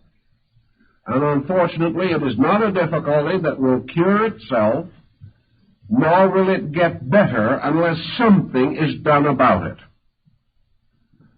Realizing, therefore, that, as in the case of nearly all forms of neurosis, which may come from other causes, there is too much self-attention. The mind and emotions are focused upon the dilemmas of the self constantly. This means that little by little it becomes a 24-hour vigil of psychic self-defense against the unknown. The individual doesn't dare sleep. He doesn't dare do anything because of this constantly increasing pressure of fear. A pressure that is usually accompanied by psychosomatic symptoms that seem so real that there is no way, apparently, of explaining them except to assume that the psychic persecution is real itself. Under this combination, we have a hard, vicious circle, which is extremely difficult to break. The best way that we can solve it is by starting out with the assumption that a pattern is no stronger than its weakest link. The situation is a pattern. If we can break it somewhere, we perhaps can break it everywhere. If we can put new factors into the problem, or take old factors out of it, if we can shift the point of view, if we can change the psychic chemistry in some way, then the individual may be able to handle it himself from there on. So we have common things that we try to do to help people in this type of problem. We try to find out anything that they are doing that is unnatural, unreasonable, or likely to contribute to the trouble. If these people are starving themselves to death in the name of religion, we suggest a square meal, but that it be taken slowly, because otherwise they may have dyspepsia. If these individuals have been practicing some form of syncopated breathing or something of this nature, they must stop it, or the situation will not change. If these people have left the world because it is so materialistic and so unspiritual that it is constantly hurting their very, very subtle etheric bodies, we suggest strongly they go back in the world and reestablish contact. That they've got to get out and get back in those good old low vibrations again, because the high ones are killing them. If these people have no interest in life whatsoever except waiting for the next psychic phenomena, we strongly recommend other interests. And we particularly recommend some form of activity which disciplines. If these people are retired on an income or are divorced and living on alimony and don't have to work, they're in a especially bad spot. These people have to decide that they have to work. They have to come to the conclusion that no matter what they have or how much security they enjoy, they will destroy themselves if they are not usefully occupied. We find then the importance of these people training some part of their natures. And the result shows how badly this training is needed, for so frequently these people are completely unable to take up any line of self-discipline without a massive struggle. These individuals cannot go back to school and take some adult education work. It's too monotonous. In other words, they cannot say to themselves, I expect to do this and I will do it. It's part of the very evidence of the trouble they got into. But you've got to get them out of it. They have to have new interests, new activities, practical outlets. They have to take up studies. They have to discipline themselves. If you want to play the piano, you discipline yourself. If you're suffering from a bad psychological or psychic condition, if you're unable to control these vibrations that may or may not be entities, it is simply because of lack of discipline. If you will discipline yourself somewhere, it will show all over you. Therefore, if we can get this individual who has never made up their own mind clearly on any subject in their entire lives, but who thinks they're just on the suburbs of heaven, if you can get this individual to go out and study music for 5 years, doing scales for the first 3, and insisting that their own hands and their own minds will do this. Or if you can get them into a group of Sumi painters and make them learn to make circles and bamboo joints on paper with black ink for 3 years before they're allowed to put a leaf on them, these people get well. Why? Because they have suddenly learned that they can make their minds and emotions do what is required of them. The person becomes positive. He has some accomplishment. He has some ability. It usually takes from 1 to 3 months for a discipline to become a fascinating thing. The first 2 or 3 months, it is drudgery. But if a person really has some qualities within his own nature, he will develop a growing interest in the new things that are of interest or value to him. So if he can hold on for 2 or 3 months, the subjects will probably take over a large part of his habit mechanism. He will then go on and find that he has learned how to learn.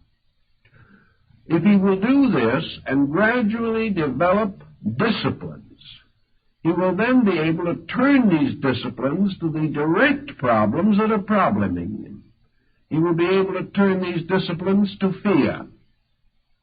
He will find that he is able to control fear in himself. He will be able to control his own spiritual ambitions and realize that he's probably not quite ready for nirvana. He will be able to recognize that it is possible for him to go home into an empty house, perhaps, and build there a world of interesting values because he has become an interesting person. It is from ourselves that the environment in which we live must radiate. If we are negative, the environment is negative and afflicts us. If we are dynamic in ourselves, the environment in which we find our daily living becomes itself a dynamic source of inspiration. Everywhere the individual achieves his spiritual integration by becoming master of his own instincts, appetites, impulses, and fears. So if we can create in the person new interests, if we can cause this person to become more concerned over someone else than himself. I've known 2 or 3 cases of this spiritual problem in which the individual was suddenly transformed by an unavoidable responsibility. They suddenly realized they had a duty that had to be performed. They rose magnificently to this responsibility, and the psychic problem vanished instantly. But there has to be something bigger than our fears.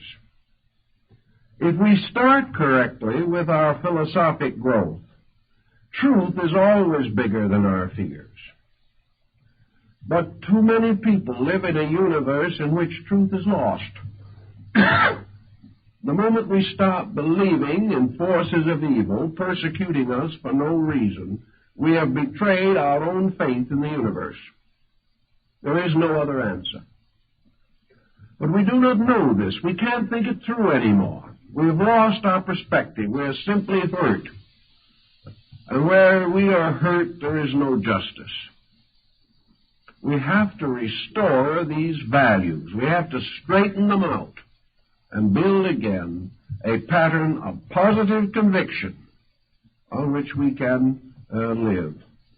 If we can voluntarily reassume responsibilities that we have attempted to avoid, this will also help.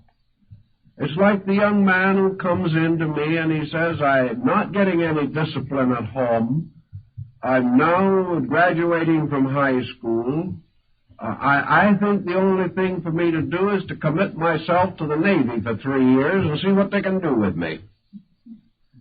And the man says, if I don't do this, I will never be able to discipline myself. So perhaps for this young man, the Navy is the perfect thing, because at least he will come out being able to say yes, sir, and no, sir,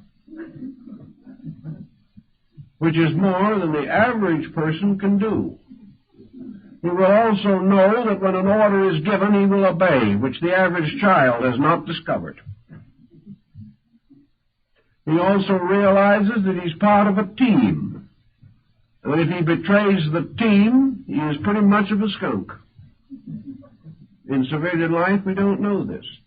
I have known several instances where young men have done this and have come back a credit to themselves and their families, who would otherwise have been on the street and probably in delinquency from lack of discipline and direction.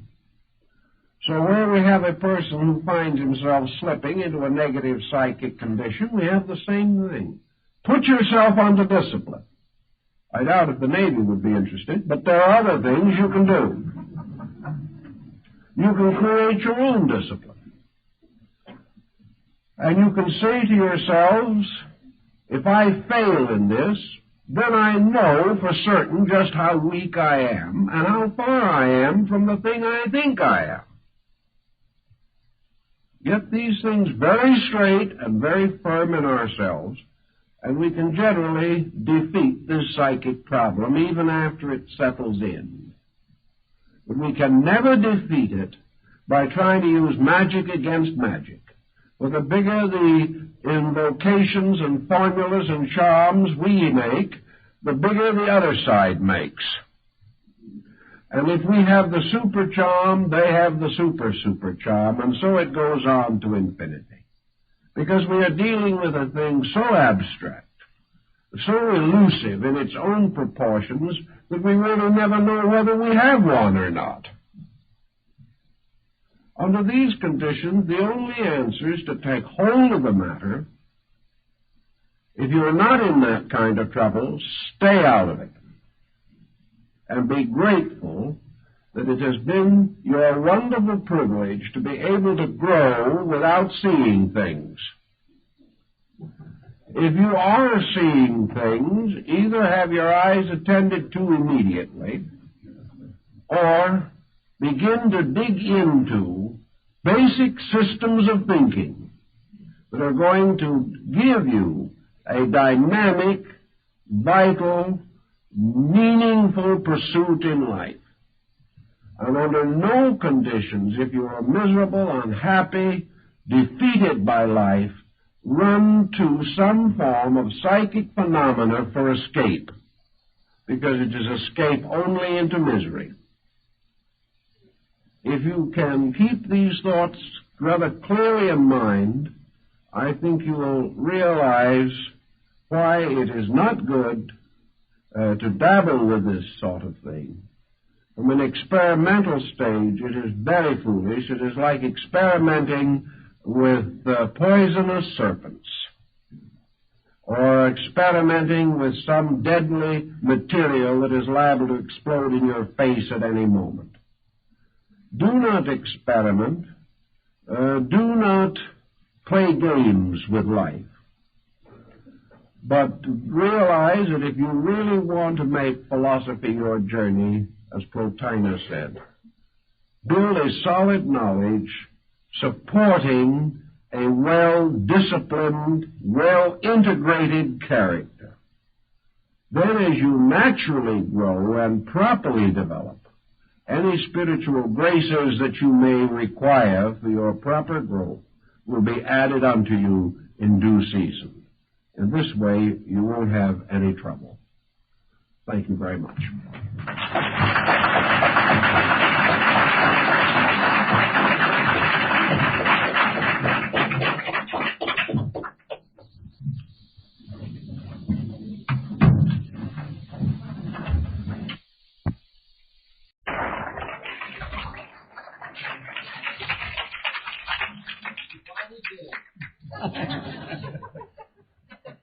Well, I call that a lot of fanfare. Well done. Well, thank you very, very much. This morning, I'm not going to quote from any illustrious authors because I want to tie my subject to personal experiences. Over the last time of over 60 years, I've had the opportunity to watch thousands of persons going out in a great crusade in search of truth. They almost remind me a little of the medieval crusades, in which persons in every walk of life, every degree of intelligence, set out on that great pilgrimage from Europe to Jerusalem. Many got only a short distance and gave up. Others kept on to die in the desert. Still others fought their way through the ranks of the Saracen and either died there or gradually returned to their own lands. A fraction came back. They were all seeking the holy city, the city of their faith. And in spite of every effort for centuries, Christendom was never able to recapture that city. And in a way, this reminds me of the struggle of people today In every religion, every faith, every cult, and every creed, human beings are searching for the personal experience of reality. They are seeking to come to understand themselves, to find a reason for their own existence, to find that balm of Gilead which has been promised to them. They have come in every color, creed, race, and type, and every degree of intelligence. And yet, with it all, so very few have reached the goal that they sought. Many reached a goal which they thought was what they sought. But after a time it proved elusive and illusionary, and the search continued. The alchemists sought to make gold, and also to reform society. The Hermetists studied the secrets of nature. The Greek mystics and philosophers studied the world with the most profound attention and with the greatest benevolence. Many of them came to extraordinary conclusions, but now in the 20th century, these conclusions are ranged against each other, and a new materialism, a new intellectualism has taken over, and a new pilgrimage has been declared, a pilgrimage into the great economic future of a world industrial wealth. Still, the search goes on, the search for peace among nations, peace in our own hearts, peace in our family lives, peace in our national governments. We are still searching for that mysterious integrity which alone can bind up the errors of society. Now, looking back as far as we can in history on this, we observe a certain number of special points of interest, and these include both Eastern and Western thinking, the wisdom of Asia and the wisdom of the Western world combined.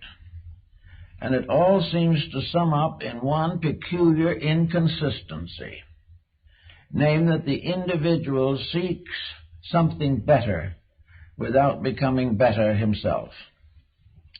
He seems to think of religion as a way of atoning for something, atoning for his own misdeeds or his own ignorance.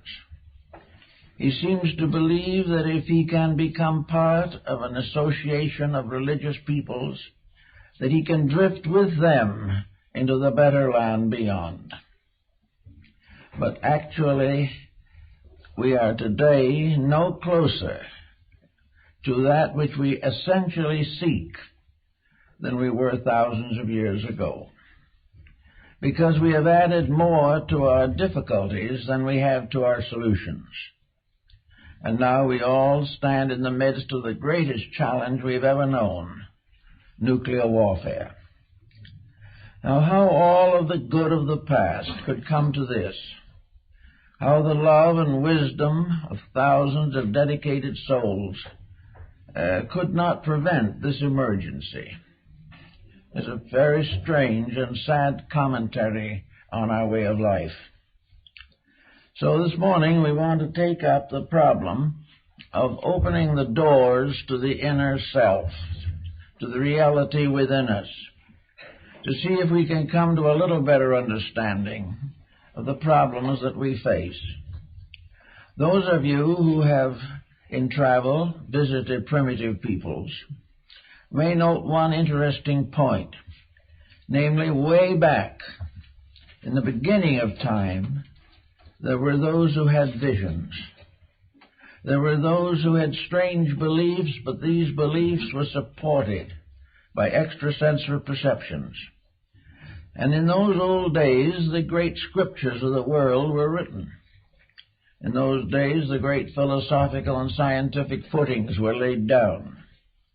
And we have only inherited the skill to make certain improvements upon original revelations. Therefore, the great period of revelation is not now. the great period of revelation, gave the world Pythagoras and Akhenaton and Moses, Zoroaster, Buddha, Krishna, all the great scholars and wisdom teachers of the past. Now, why was that the way it is? Why were those days better for the development of wisdom than ours? I think that probably the answer to this is reasonably evident, namely, an uncluttered existence. Our ancestors did not have the great ambitions that we have. Even our forebears in this country had no such vast ambitions as we are courting today. In those days, people lived close to nature, which was a great advantage. They lived in a simple, natural environment that had not been spoiled completely. True, they lived in company with some unpleasant animals and things of this nature, and quite early began to develop feuds among themselves. But generally speaking, primitive man lived in a natural world. And living in a natural world, when he tried to create a philosophy of life with very limited resources with which to work, and not really any understanding that there was a philosophy of life, he began to build his way of living by studying the life of the world around him. There is an account, I don't know whether it's completely factual or traditional, to the effect that speech came from nature. That long before the individual was able to have words or created alphabets, he copied natural sounds. And having the proper structure in the throat to do so, he was able to imitate the sound of a waterfall, or a wind through trees, or the cries of birds and animals. And this seemingly was the beginning of language. He found it possible to tell his neighbor or communicate certain ideas, feelings, impulses by accepting the sounds of the natural world. He knew sounds that frightened him and sounds that pleased him. He knew sounds of birth and sounds of death.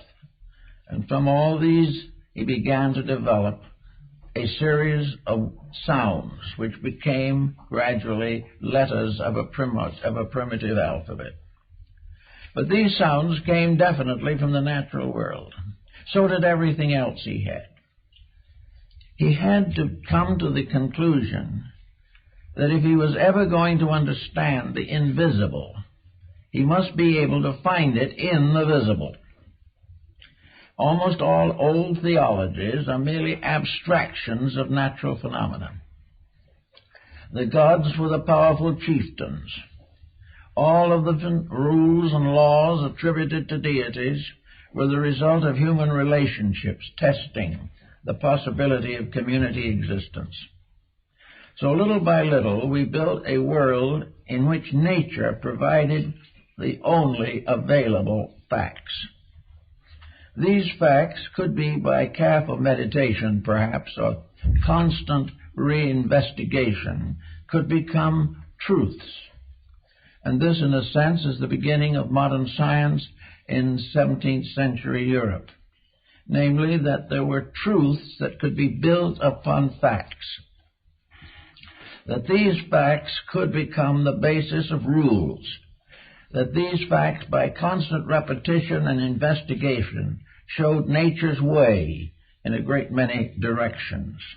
It made it possible to decide internally, to a measure at least, what nature expected us to do.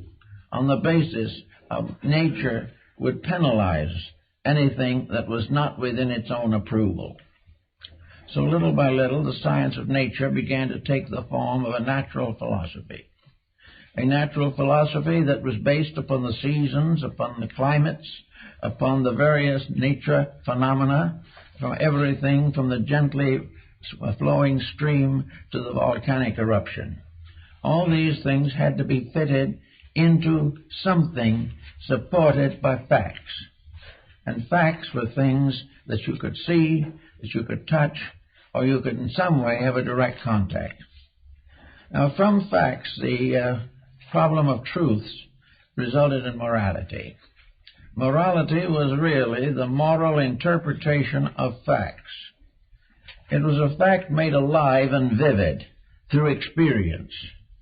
The individual taking the fact and working with it discovered finally that it had within itself a meaning, a moral value, that it produced good consequences, that it advanced causes, whereas error nearly always destroyed. So little by little the truth factor came in. And after a long time with truth, the mind and consciousness began to ascend to a higher level, and this was reality. Reality is, in a sense, the higher octave of truth. It is something that is gradually built into our understanding as a complicated network of truths, working together, and through their interaction producing what we call reality. Reality is the final proof of the truth of a fact. And on this basis, we have built most of the learning that we know today. Now, it also follows that from the beginning of time, individuals, in a mysterious way, began to question themselves. The caveman probably was among the first to ask why he was created in the first place. The answer has not yet been found. Most people have the slightest idea where they're here. They have no idea where they came from, except biologically, and nowhere near any more from where they're going, except in terms of the mortuary. All of the rest is a noble internal reaction to something. The individual was not willing to accept the fact alone. He had to build it into a moral value which became his truth, and he finally had to accept it and live it and grow because of it, and that way contact reality. So we're going to now question how the people of today or of long ago continued their search for reality. And what did they use to open the doors between the visible and the invisible? How did they expect to attain a concrete, visual, audible reality? Well, in the earliest days that we know of, there were in all tribes and nations certain mystics. And these mystics were persons who were given to strange dreams, visions, curious experiences, which did not limit their consciousness entirely to the common world. Somewhere along the line, dreams became a part of man's structure of searching. A dream had certain technical advantages. It could be described, it could also be experienced, and it could be, in a sense, fitted into the social pattern. A dream might, therefore, pertain to a world or vision or place beyond this life. A vision could be an experience of that which is beyond conscious contemplation. Now, of course, for a long time, dreams were considered as symbolic of mystical values. Dreams were the basis of healing in ancient Greece. Dreams were the basis of social growth among the American Indians. Dreams were always something a little beyond, a little intangible, but sufficiently substantial to be recalled, to be remembered, and to be shared with other people. Now, dreams also gave another proportion to consciousness. Dreams often were centered in some other place than the one that we are familiarly acquainted with. While we lived in our comparative modest dwellings, we had dreams of temples and palaces and shrines and great mountains, hierarchies of celestial beings, and all the mysterious mechanism of Dante's Divine Comedy. All of these things could be experienced, and we might add, to be practical, they were perhaps best experienced after reading Dante's Divine Comedy, because that type of reading placed certain attitudes or ideas in the subconscious of the human being. And gradually, as intellectualism increased and improved, the individual not only began to downgrade his dreams, but also to change them to meet the changing social conditions of his times. But dreams were a sleep phenomenon that has played a part in man's evolution from the very earliest time. Now, there have always been natural mystics. These natural mystics were not necessarily psychics. They had experiences, but these experiences were inward revelations. The true mystic was not telling his neighbor what was going to happen to him. The true mystic was exploring a realm or a vista far greater than the material world in which he lived. Perhaps among the great mystics we should mention Johann Tauler, Jacob Boehme, and Emanuel Swedenborg. These persons came from different areas of life, different levels of culture, but also had similar experiences. Swedenborg was a scientist of high standing, and Boehme was a shoemaker, and Tauler was a monk. These different people all had mystical experiences, and these experiences resulted largely from a great longing or a great yearning, or, as in the case of several of them, a great tragedy in their personal lives. There came a time, and there's always a time, when an individual who becomes sorry for himself, perhaps quite legitimately, not simply an emotional state of affairs, but a frustration of the real values of living. The individuals of this type may retire into themselves and live in a world of constructive and idealistic fantasies. But are they fantasies? This is also a question that has never been satisfactorily solved to meet everyone's requirements. But we also know that the mind has become a powerful factor in the effort to make the invisible real to us. And the mind has developed all kinds of experimental processes. The mind has borrowed heavily from outside sources for the information intended to reform the inner life of the person to whom that mind belonged. So the mind almost always builds an invisible upon the visible through a certain intellectual, mental approach. And today we have all kinds of such approaches. They are found in practically every religious system of the world, and they are opposed by every agnostic system. They have become the basis of moral philosophy and have also resulted, unfortunately, in the rise of a great many competitive institutions. But the mind becoming more and more enmeshed in the obvious or the external, and the external becoming less and less soundly founded, so that it is based today very heavily upon mistakes and misfortunes. The mind becomes a dangerous instrument. Now, the mind was not such a dangerous instrument long ago, when society was a comparatively simple structure. Probably, really, the mind's domination of the situation began with the dawn of ambition. And when ambition reached a certain degree where it was willing to accomplish its end by destructive means, then ambition became a mental liability. And we have several such liabilities today, in which the mind is really no longer capable of direct thinking. It is no longer capable of truth-seeking in the real sense of the word. The term truth has come into bad times and has now been applied to so many different mistakes that it is practically impossible to classify them. But the fact seemingly remains that the mind, which might possibly have opened the doors to the internal, has only become another gatekeeper, preventing us from entering. The mind, therefore, guards the gate of the superior as a watchman to make sure that the individual does not outgrow the level of thinking which is common to his society.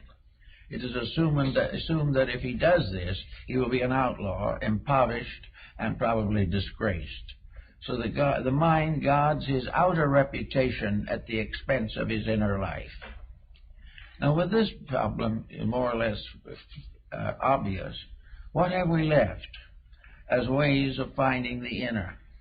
Well, the second way, perhaps, is religion, as expressed through the heart doctrines of many people. Most people who will follow the heart doctrine, basically, are not intellectuals primarily. They may have excellent minds, they may know everything that a true intellectual does know, but they also have something else. They have a dimension of sympathy, a dimension of compassion, and they also have a deep-rooted belief and feeling that somewhere in the great pattern of things, an infinite love is moving the universe. These emotional-centered people, therefore, very often come closer to the reality than the intellectual. In emotion, you have experiences, sometimes disillusionments, sometimes discouragements, sometimes destructive reactions, hatreds, and so on. But basically, the heart doctrine is one based upon the teachings of Jesus or one of the other great benevolent world teachers. It is based on the assumption that the search for the reality of things is the primary purpose of my human beings, and to live together in a fraternity based upon the realization of reality is the solution to the social dilemma. So the heart doctrine has had many exponents, and many of them have had, I think, a greater benevolent influence on mankind than almost any other level of instruction. The person who is in friendship and in love and affection some way seems to live on, and live on in the virtues and achievements of himself through his descendants. It is therefore a very important point to make sure that we realize the tremendous significance of religious affections. But now comes the rub. The religious reflections run into controversy. The individual wishing to be a devout person may find that devotion today is strangely altered, that the simple affair of doing good, of being kind, of being unselfish, these things are no longer really available in terms of affection. The individual has been cheated too often, he has been imposed upon, and he has also developed ulterior motives within himself that are so powerful that he is really incapable of a pure emotion. He cannot prevent his emotions by being colored, or he cannot reconcile the inconsistency between a noble emotion and an ignoble action. So both exist together in the same person, and this conflict results in a loss of man's affection as a means of liberation. Now, another type of thing, we go down to a lower problem again, but one that's very distinctive, and that is social relationships. The humanitarian, the individual who lives to help the underprivileged, the benevolent person, the person who devotes his life to the service of mankind in one kind of way or another, the devout physician, the devout attorney, the devout industrialist, the individual who basically is unselfish, becomes a servant to physical needs of human beings and also becomes an inspiration to their internal requirements. These all constitute a level of virtue in which the person becomes virtuous through service. And service is, of course, in fact, and in vision and in substance, the noblest expression of man's inner life. But the inner life itself must still be considered. We must try to find out what happens to help the individual to have an inward experience that is great enough to dominate his mental, emotional, and physical attributes, and in that way give him back to the leadership of the best of himself. Plato said that a country is best ruled when the best persons rule. the human being is best governed when the best part of himself leads. Now, some think the mind is the best part, others the emotions, some the physical body itself with its resources. But all of these finally come under the leadership of that which dwells within the body, within the emotions, behind the mind. What is this basis of reality? How are we going to reach it? How are we going to challenge it to come out of its strange aloofness so that it can become available to the person? One thing we find out immediately is that this search has to be personal. There is no possibility of communicating this reality in ways necessary to solve the problem of the individual, except that it be given to the individual with his particular problem. So we have to try to find out how to reach the opening of the inner life so that something superior to mind can become the ruler of mind, and use the mind, the emotions, and the body as an instrument for the fulfillment of a sacred purpose. This we have to try to discover in one way or another. We begin with it, and we begin to see that in ancient times there were various doctrines that were developed very largely for the purpose of bringing the individual into contact with his own higher nature. That there were teachings that taught him to rise above even the highest aspects of his own mind into an immediate and intimate experience of reality. This became a very deep and important problem, particularly with the Neoplatonists and with the Buddhists and several other groups, that the quest for the way to become enlightened. Enlightenment being, in this case, the light of the inner shining upon the outer.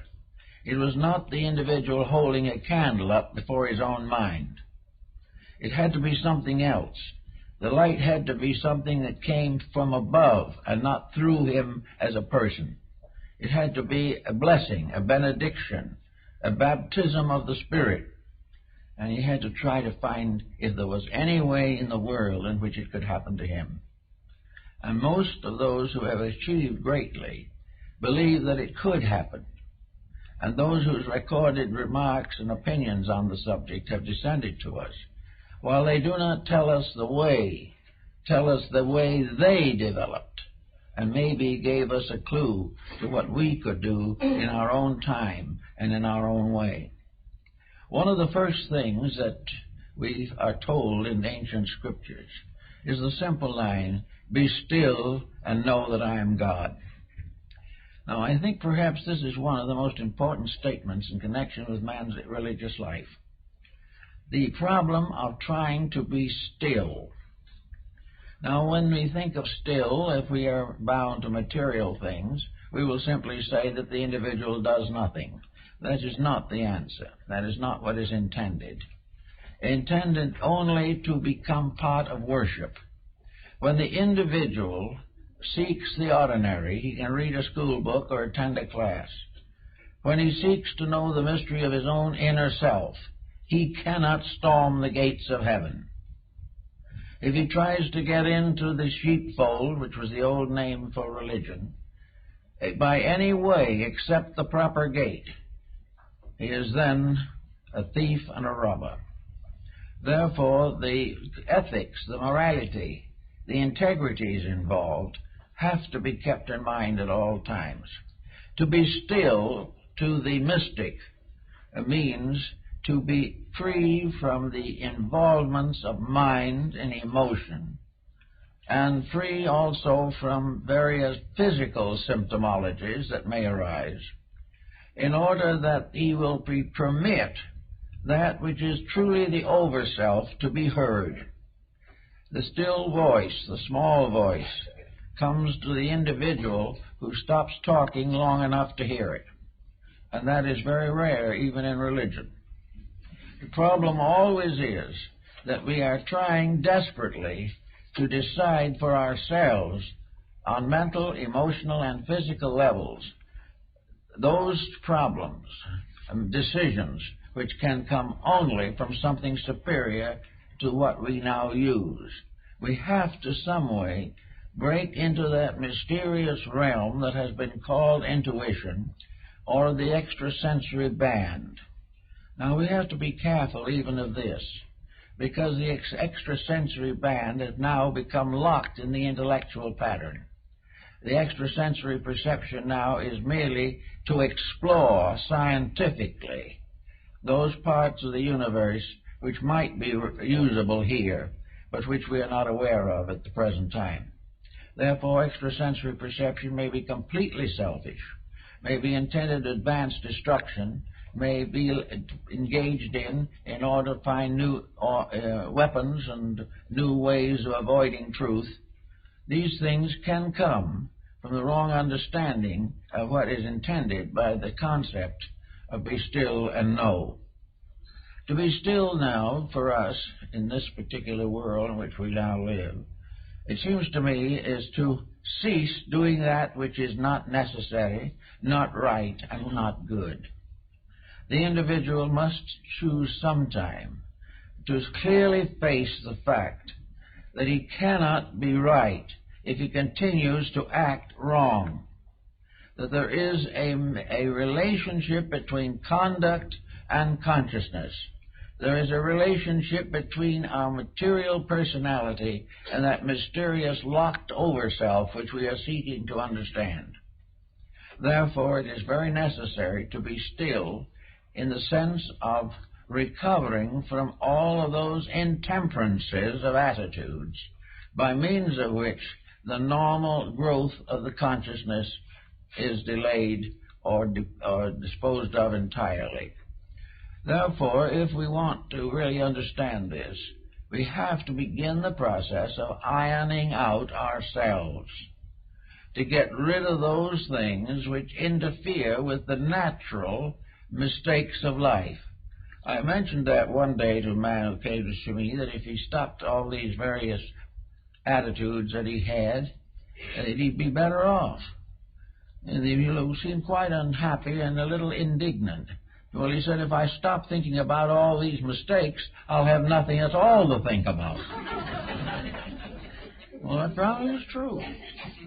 But it is possible to imagine that there might be some things to think about that are not mistakes, if we give any ground for such thinking. If we are willing to gradually iron out the impulses and intemperances with which we have burdened ourselves for thousands of years and brought with us in any sequence of rebirths that happens to us. Supposing we say that the individual who wants to get better is trying to grow because the present condition has become intolerable. The person is not satisfied as he is. He is not satisfied in what he has been. But he does not know how to carry himself into the future without dragging this rubble with him. Tomorrow is just another day in which to worry about the problems of yesterday. This whole problem of the continuity of a compound attitude has to be broken up in some way. The person has to be able to be quiet without unhappy thoughts coming. He must be able to be relaxed and think without thinking destructively, critically, or in some way detrimental to all concerned. And if his thinking is so bad he can't stand it, he has got to learn to get over the instinct to take a drink or something and forget himself.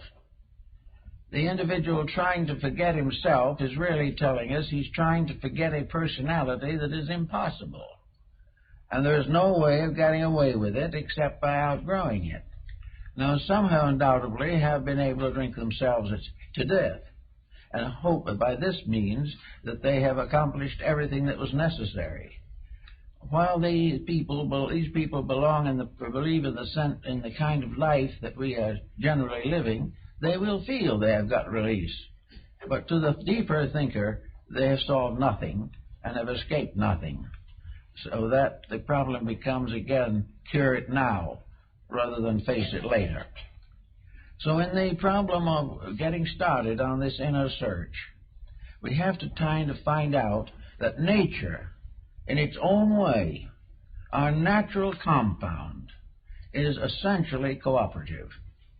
The body, with all its natural functions, is really a pretty good creature, considering everything. It has laws and rules which, if we keep them, it will keep us as long as possible. It also has rules that we cannot break. And the moment we begin to reject our responsibility to the body, we're in trouble. We get so interested in what we're doing mentally and emotionally that we wreck the body. And because we have wrecked the body in accomplishing a large personal fortune, we then feel that the wreckage was worthwhile, but it isn't. Actually, therefore, the first laws that man faces are obvious to himself. He faces them in his daily living, but he has learned to carefully ignore the findings. He also has developed a new escape which our ancestors really didn't have, namely that if he couldn't get out of the trouble himself, he could hire someone else to get out of it for him. But it's just as difficult to have another person solve your problems as to have another person eat your food and you be nourished by it. You can't do these things. So we have now the complex situation of people who want to grow, but have already stunted their own growth badly. They want to be better, but they do not know what to do with the mistakes that have accumulated. I think the old mystics had the perfect answer for it. They simply said, "Be quiet and know that I am God." Now, this wasn't a theological type of definition. It is a definition based upon the concept that when we cease to build our own mistakes, when we cease to fashion a giant monster out of our own intemperances and relax, all of these evil things simply fade away for lack of nutrition. But they will not fade as long as one drop of nutriment is available to them. As long as we continue to have unhappy attitudes, we are not going to solve the mystery of our own inner consciousness.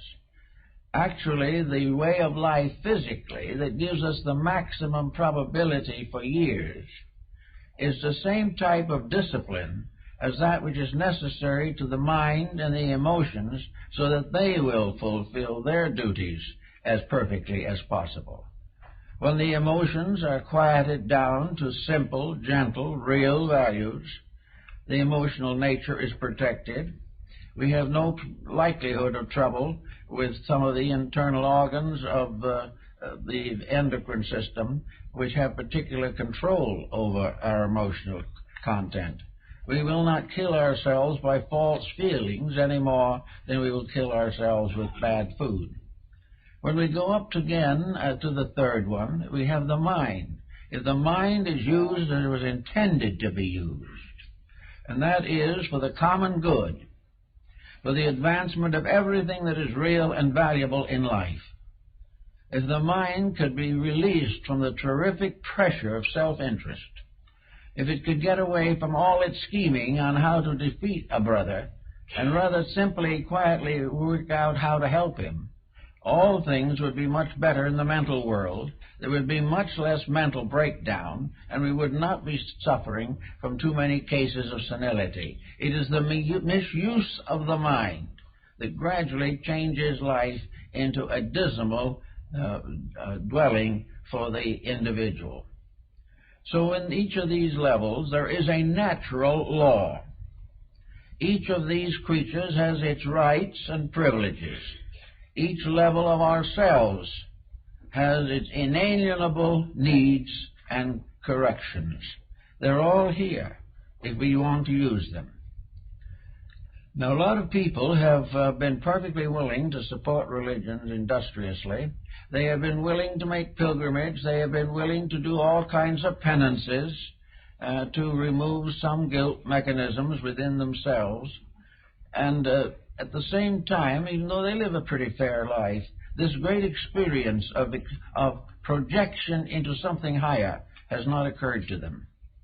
Largely, it's a result of not being able to quiet the separate levels of our consciousness on their own levels, and then quiet the relationships of them to each other. In other words, if the mind and emotions are locked in conflict, they're in trouble. Wherever there is conflict, there is a kind of destruction. There is a false motion. Wherever there is an obstruction, there is a decay of values, a disintegration, an infection, in which something becomes sick. All selfishness is sickness, no matter what you want to call it. All jealousy is sickness. These things are just exactly as serious as sicknesses as are the ordinary physical ailments which we may or may not be able to cure. This problem, therefore, is to get rid of the sickness arising from the misuse of powers, faculties, and principles within ourselves. Unless we're able to do this, we're going to stay right in trouble just the way we are. But the worst part of it is, we may be a good church member while we're in this problem. It has never occurred to us that religion demanded anything more of us than allegiance. It was like a parent who demanded that the child obey, but did not necessarily contribute to any enlightenment in the purposes of obedience. The religious association, which washes away sins with baptismal water, has not gotten to the point where it realizes, or that people realize, that they have got to wash their own sins away all too often with their own tears. So there is time to get at some of these values directly. If the person wants to be born again in the theological sense of the word, it isn't that he simply accepts a religion. To be born again means to not make the same mistakes again. It means to clear the slate. A new birth means to start out with a fresh, clean, honest mind, without carrying anything from the past that was destructive or against the Ten Commandments or against the Sermon on the Mount. Everything that is detrimental must be left aside. It must not be carried forward. Yet the individual may be born again and still be in some business which is highly competitive, or in a family relationship in which tyranny dominates, or children are neglected, or the older members of the family are ignored. All of these things are not assumed to interfere with being born again. But to be born again with them is to be just the same as you were before. Instead of a new birth, it's just a new name for the same old things that you always problemed. Now, out of this, there's something more, though, than just keeping the moralities straight. It is part of this business of being quiet. Every agitation, every intensity of negative attitude is dangerous to the inner life of the person. Therefore, we say that when we want the individual to be still and know, therefore we say that when we want the individual to be still and know, we want the individual to change his entire basic formula for life. It doesn't mean he can't speak. It doesn't mean he can't have ideas. But he has to have only things that work together for good. The body, mind, emotions must be brought into harmonic relationships. There must be no discords in the compound of the person.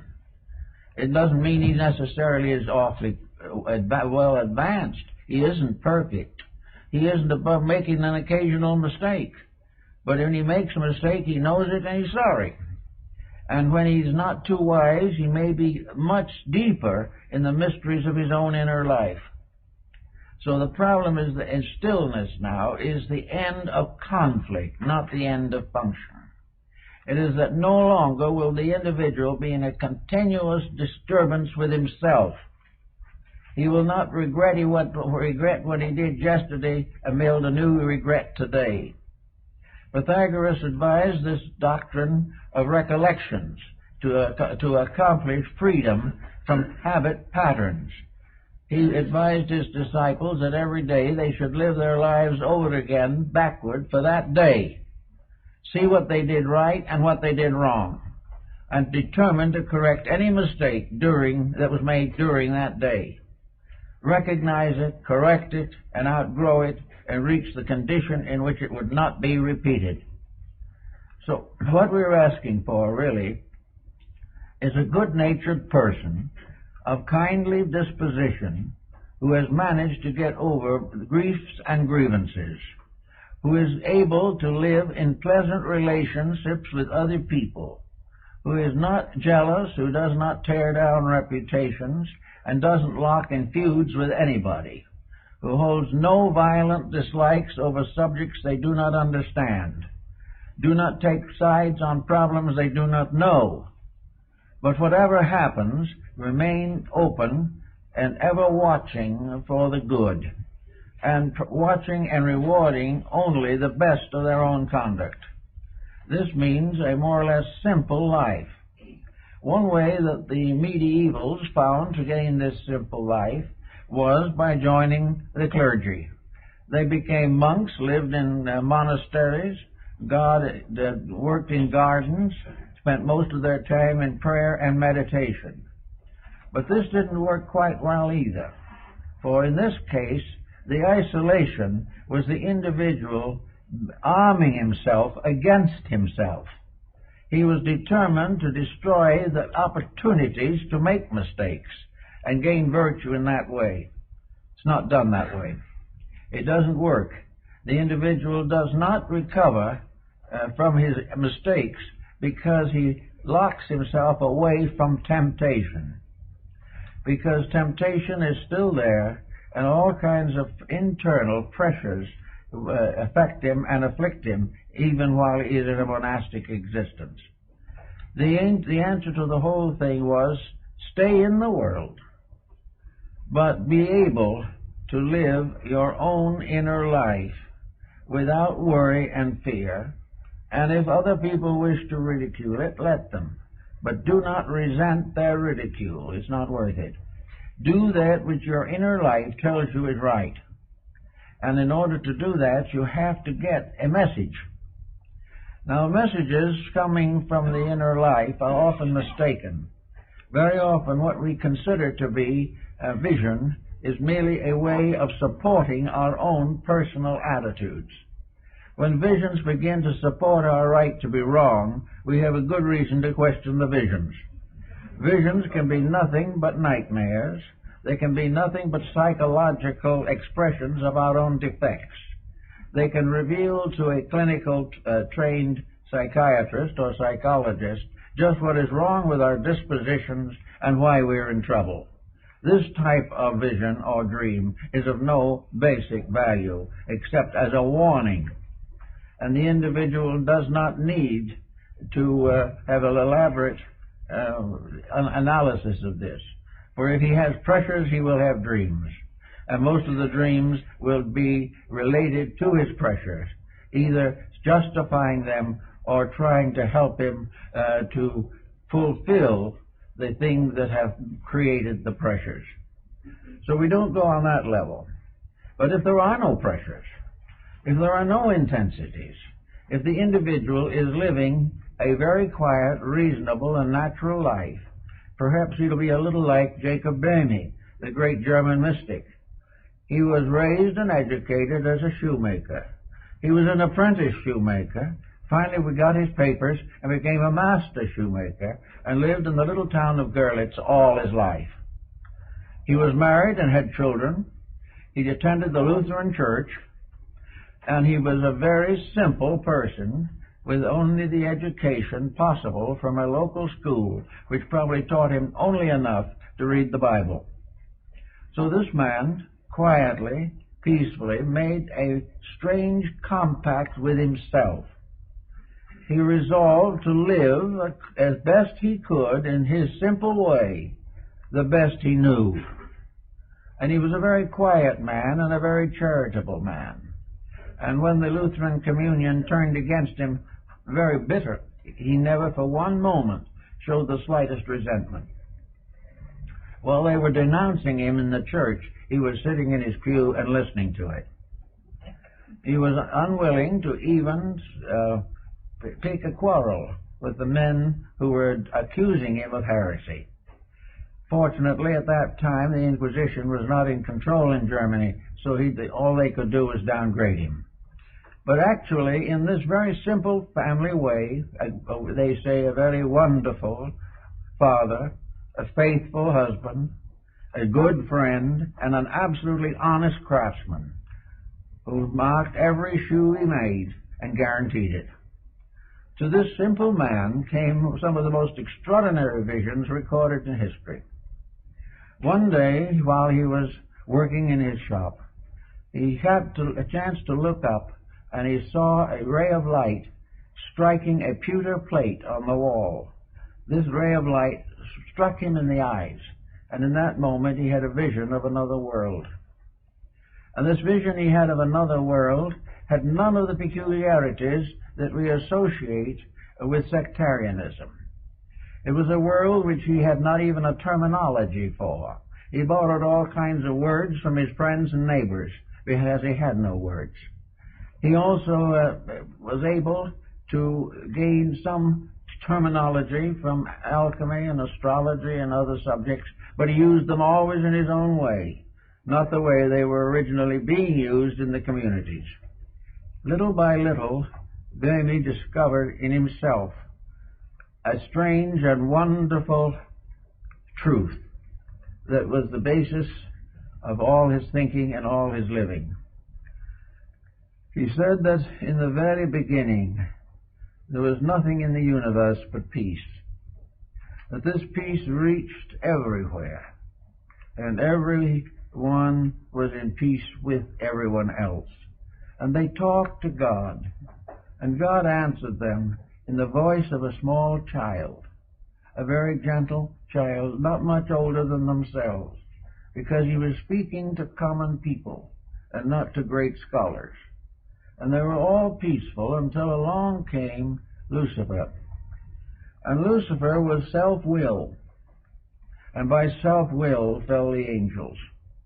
And when Lucifer asked deity for certain privileges, he was a faithful cherub at that time, God spoke again in the voice of the little child and said what was necessary. And Lucifer said, "Oh no, I don't like this. I don't want to live in a universe that is ruled by a small child. And if the deity can't speak out the great and glorious words I want to hear, I'm going to take over the job." Remember, this is at Low Dutch in Germany. So he said, "I'm going to take over. I'm going to run the universe now." So he challenged deity. He said, "I'm not going to do these things. If you're just a puny little deity living in a space without anything around you except a baby voice, I'm going to show you how to run this thing." And at the moment that he said that was the moment of the great disobedience. And in an instant, the heavens completely changed. Everything changed. The sky was filled with great spiritual powers. In the midst of them was seated or placed the ineffable deity, with all power, all splendor, all skills, and a thunder and rumbling voice that could be heard everywhere. And it is thus that the pride of Lucifer opened the abyss of the self, opened the world of sorrow and pain, because he had tried to take over the management of the universe, and because he could see no God until he disobeyed, and then the whole glory of heaven broke upon him. Now, there's something about this. It's almost a beautiful myth or legend that can be carried right on down. For the man taking over the universe because God didn't seem big enough to handle the job. is something that we all might think about occasionally. Also in all the problems that we have. When we think of the universal divine plan as too weak to handle us, to take care of our problems, so that we have to suddenly become helpers in this deal, we may get into serious trouble. But Bamey was essentially a great mystic, and he pointed out that when the human being becomes aware of the realities and uses them properly, the great grief or the great sorrow fades away again, and man and God live together in infinite community, always man obeying that which was eternally ordained to be obeyed. So in this way, Bamey had his statement of silence, of peace, that was disrupted by the rise of human faults, human emergencies, and the forever human optimism and complacency. So that to be still is to know the universe as stillness. To be still is to hear the voice of God and the voice of a small child. To disobey is to bring down upon oneself the thunder of an absolutely immutable power. To obey, we do not know there are laws. When we break them, we discover to our sorrow that we have not been very wise. So we're going to try to think in terms of a quietude that is free from ulterior motive. And this was what Zen attempted to do in India. And this is what Taoism attempted to do in China. This also is the mystery of Neoplatonism and the ideals of Pythagoras. It was the idea that man only comes into trouble when he does it wrong. As long as he is right, he doesn't know there are any laws. Because by keeping them perfectly, everything is serene and well balanced. But the moment self-interest takes over, the power of the abyss is loosened upon us. So we think now of quietude as just quietly doing the things that are right, peacefully doing the things that must be done in peace, and performing all good deeds in the name of the one sovereign good upon which we all depend, and from which we must gain all our life and resource. Now, the mystics have found out that if we live this quiet inner life, that we can carry every responsibility of the outer life with dignity. There is no need for us to go around depriving ourselves of everything. We only have to deprive ourselves of those things which were never any good for us in the first place. We only have to get over what was wrong. We are never punished for what is right. But if we get these things into a quietude and peacefulness, then this achieved condition is the opener of the door. This is the power that makes possible for us the actual direct participation in reality. It is that power which comes to us when we do not interfere or condition that power. When we keep it and keep its principles in integrity and in right. We are like what the Chinese sages said, that in the ancient days the wise slept without dreams. There was no dreaming about mistakes or therapeutic dreams. There is simply a great quietude. And in this quietude, a perfect peace, the heavens open, and the reality affirms itself in our lives. The story of the fable of Christ knocking at the door is much in this thoughtfulness. That which is real knocks at the door when we listen. But when we do all the talking ourselves, we cannot hear the gentle voice of truth or note the gentle knocking on the door. It is in peace and quietude alone that we can open the doors. If it opens the doors means that we make ourselves receptive to a higher level of consciousness. We make ourselves receptive to the experiences of the inner life. We have a victory of soul over circumstance. We have a victory of reality in ourselves over the errors and illusions of daily living. As a result, we are in peace. We are quiet. Now, in the old initiation rites, we were usually subject to very serious tragedies. In the ancient mystery rituals, the candidate was given very firm and terrible tests. There were even degrees in which his life itself might be hazarded, unless he was right. And in all these things, he had to fulfill the great tests of life.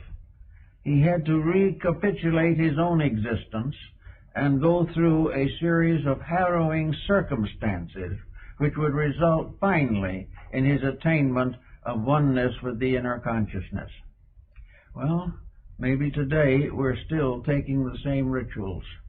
We don't call them rituals anymore. We call them mistakes of other people or inabilities of governors to govern, inability of the governed to govern himself.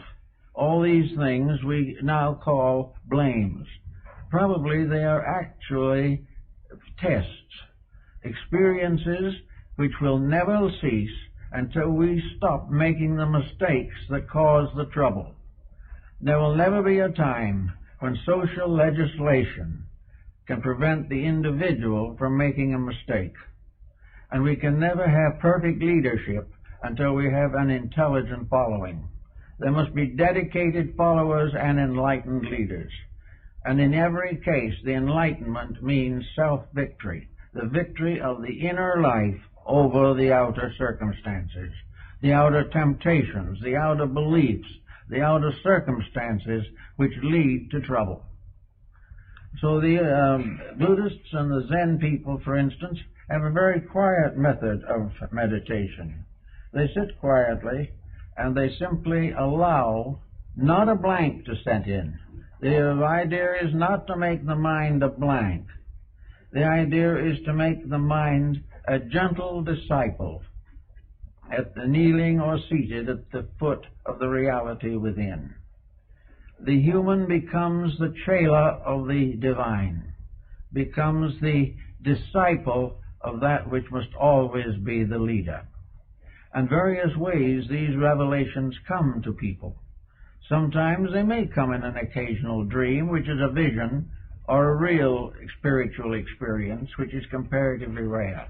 But all spiritual experiences must be doubted if the individual who has them has not conquered the common mistakes of himself.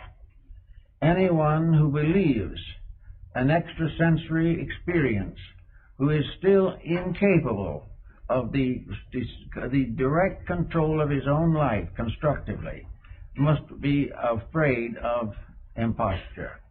And any organization that promises the individual that he can become great without becoming good is also a very dubious organization. There can be no rising upward into the higher levels of consciousness except through a kind of meditative discipline. And what is meditation in this case? It is not sitting in a corner somewhere with your eyes closed and your fists clenched tightly. Meditation in this case is the quiet recognition, realization of the values of life as they have been presented to us in daily experience. Meditation helps to bring us a new way of being useful, a new way of solving or helping to solve problems around us. Now we can say with all meditation practices that nobody can solve anybody else's problems. This is true. Therefore, the fact that we think we are solving them is not quite really true. The part that is beneficial to us is the fact that we have given up something of ourselves because we love someone else more. This is the great gift. And the great gift in turn going to them may give them the courage to see what we have done and do it for themselves. Every individual who becomes happy must make himself happy. There is no possible way of other people making anyone really happy. And any apparent happiness that arises without the control and direction of inner faculties is going to come on the rocks one of these days and be seriously shipwrecked. All these things are part of a large plan, a large purpose, a divine way of things. And in our quietude, in the small voice, the voice of the silence will speak. And the voice will be like the voice of God in Bamy's vision. It will be a small, quiet voice, never a thundering of power, never a vast expression of some determination, never a final order descending from on high. But it will be the quiet voice of a gentle person telling us something we ought to know, and telling it as though we were beloved children, and not because we were great people. The recognition of these experiences comes often in various small ways. I know, for instance, one case in which an individual was very fond of a garden. They loved to plant flowers and things of that nature, and they always loved flowers. It was a very kindly relationship. It was a beautiful, quiet relationship, and one day this person, while looking at one of the flowers that was particularly beautiful, had something happen. Suddenly, this flower seemed to speak. It didn't say anything, but it seemed to speak, and suddenly the law of that flower burst into the mind of this very kindly gardener. The law of the flower became a symbol of the whole unfolding of the cosmos. The flower became an infinite symbol of an infinite purpose. And it is. It is a part of a great and infinite purpose. But most of those who look at the flower don't see it that way. But this person saw it that way.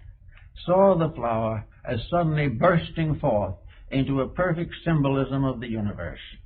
It was there all the time, but at that moment, the reality in the individual picked it up and brought it out.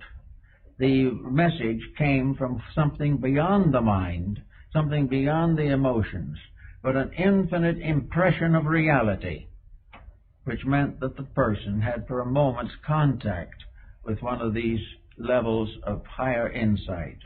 Plotinus, the Neoplatonist, said that in his lifetime, that only on 2 occasions had he been lifted up into the presence of reality, and that for only a few seconds. But that became the most powerful experience of life, and all of life from then on was never the same as it had been before. The same might be said true of Luther Burbank with his love of flowers and plants. Here's a man who was able, very obviously, to influence flowers and plants.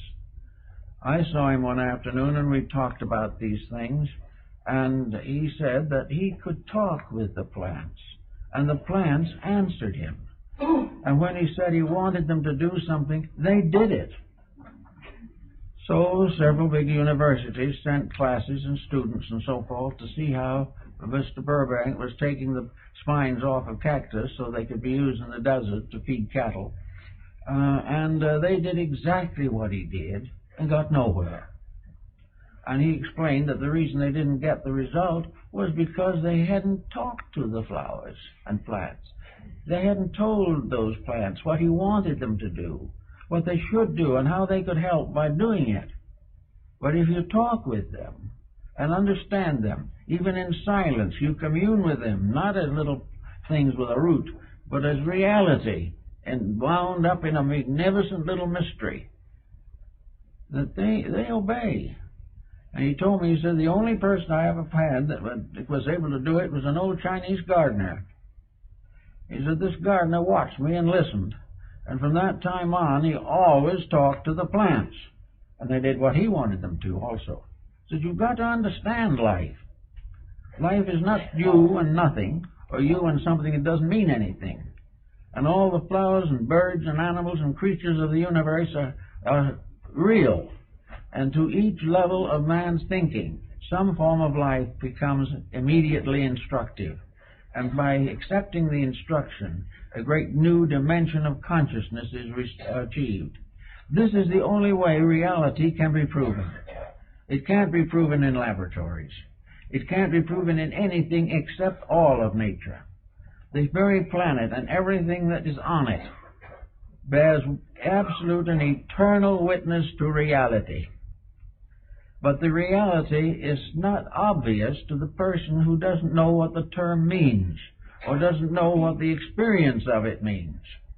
To us, humanity is a unique thing. Other things are different. We're now beginning to take a little interest in animal life, but at the same time, we haven't found the realities in these things. We haven't found that by looking at the most simple living thing, that we come face to face with a truth, a reality, an inevitable, which we can never influence, but which we can learn to accept and obey. So this is what really opening the door is. This is why the Indian went out and did vigil. He did vigil because he knew that the air was filled with life. He knew that everything that existed was real. Now, he couldn't come back and explain all this to his fellow tribesmen, although most of them probably were sympathetic to it. But the proof of the fact was something else. The proof was that when he went out as a healer and sat and did vigil, the great ones, the true ones, sent symbols to him so that he would know what to do. And far when he was up here with me, he said that a little light appeared somewhere on the earth around him, around a little plant, or a little flower, or a weed, or even some little small animal or creature. And he knew instantly that that which the light was around was the thing that was necessary to heal the sick man for whom he was praying. So he took this material, usually an herb, which he had never used before. He had no botanical knowledge, but he had seen in a meditation that this was it. And he took it and he made a tea with it and he gave it to the sick man. Then the reality proved itself. The man got well. That was the only reality that could be demonstrated. All the others could be, it may be a mistake, but if the man got well by a mystical experience, then that experience was real. And it's the same all the way along. We cannot get the positive demonstrations that we seek of all these things. The only thing we know is that the closer we can come to reality, the closer we come to peace, happiness, and health. And the further we get from reality, the more rapidly our problems multiply. Now, for those of us who are just, kind of going along on the way and haven't got too far, there are things we can do ourselves each day. We can begin to quiet the prominent causes of confusion. There is no meditation based upon some esoteric exercise that can ever work if the individual has not accomplished a transformation within himself. This was the highest phase of alchemy. Alchemy was to make gold out of base metals. And spiritual alchemy was to discover the eternal gold of reality in all things, which can be released and brought into manifestation by art. And art in this case is the beauty. It is the skill. It is the wonder by which we do what is right because it is right. This type of thing is something that has come down to us for a long, long time, and it will continue to come down to us until we obey it. We must find the only answer that there is, and that is the utopian answer, that the human being must live the fullness of humanity, of his own endowment. He must manifest all the manifestations of the condition of the level of life upon which he exists. And having done this, he may then request very quietly, or may not even have to request, because realities perpetuate themselves. We expect to go on to the next level of understanding and insight. We are held behind by the ballast of our own mistakes. And until we are able to master those and to redeem them or restore the integrities in them, we will remain in trouble. So the first thing to do, if you're really anxious to get on to the discipleship principle in nature, is to start in and prove worthiness. prove as the ancients did in initiation tests. When a disciple wanted to enter into the mysteries of Eleusis in Greece, the first thing that was done was that his community was invited. The diakon, a leader of the community, was invited to tell what they thought of this young person, whether he was a good person, whether he was a good son or daughter, because women were initiated. But was this person a good, worthy, honorable person? And if the city father said yes, that he had never been in trouble, that he'd always been a good member of the community, that was a good mark for the person. If he had been troublesome, he would never have been admitted any further. Then, if that was true, they then went to his teacher. Where did this young person study, and what did he study? So they found the master, an old sophist of some kind, who had instructed him. And they said, was he a good student? Yes. Was he quick-minded and able to understand? Yes. Well, what did he give him to study? Mathematics, astronomy, and music. That is correct. Then they would probably call the boy to be given the examinations at the temple itself. And if he passed these successfully, he was placed on a 5-year probationship, in which it was assumed that he would take the hope of going on as the basis of a great improvement in himself. He was to go back to his ordinary life and do those things which he believed would be sanctioned, justified, and approved by the temple. He had to be virtuous and pure and clean and healthy all through this 5-year period. He must have no trace of egotism. He must not look down on others who had been rejected. He must simply live a clean, natural, honorable life, serving his family, keeping the rules of the community, and developing his own inner life. At the end of that time, he was put into the tests. And these tests were very severe on many occasions. But they were tests of every courage that the individual had. And every opportunity was given to be corrupted or to be sidetracked. But if he succeeded and lived on and was able to pass the final test, he was brought forth from the porch of the temple and crowned with the laurel wreath and declared to be an official and recognized member of the religious group. This then became something that was so important that in the presence of an initiate of the mysteries, even the king of the country could not remain seated. The divine instruction took precedence over all material honors. And the initiation was more important than to win a great military victory or to attain to be an archon of the state or to become a leader in any external affair. He might win the Olympic Games 10 times, but it was not nearly as much of an honor as to have the wreath of the initiate placed upon him. From that time, he was bound by oaths greater than himself, that he would never corrupt, never compromise, never in any way abuse, and never falsely reveal to the unworthy the instruction he had received, and would never use that instruction for personal physical gain.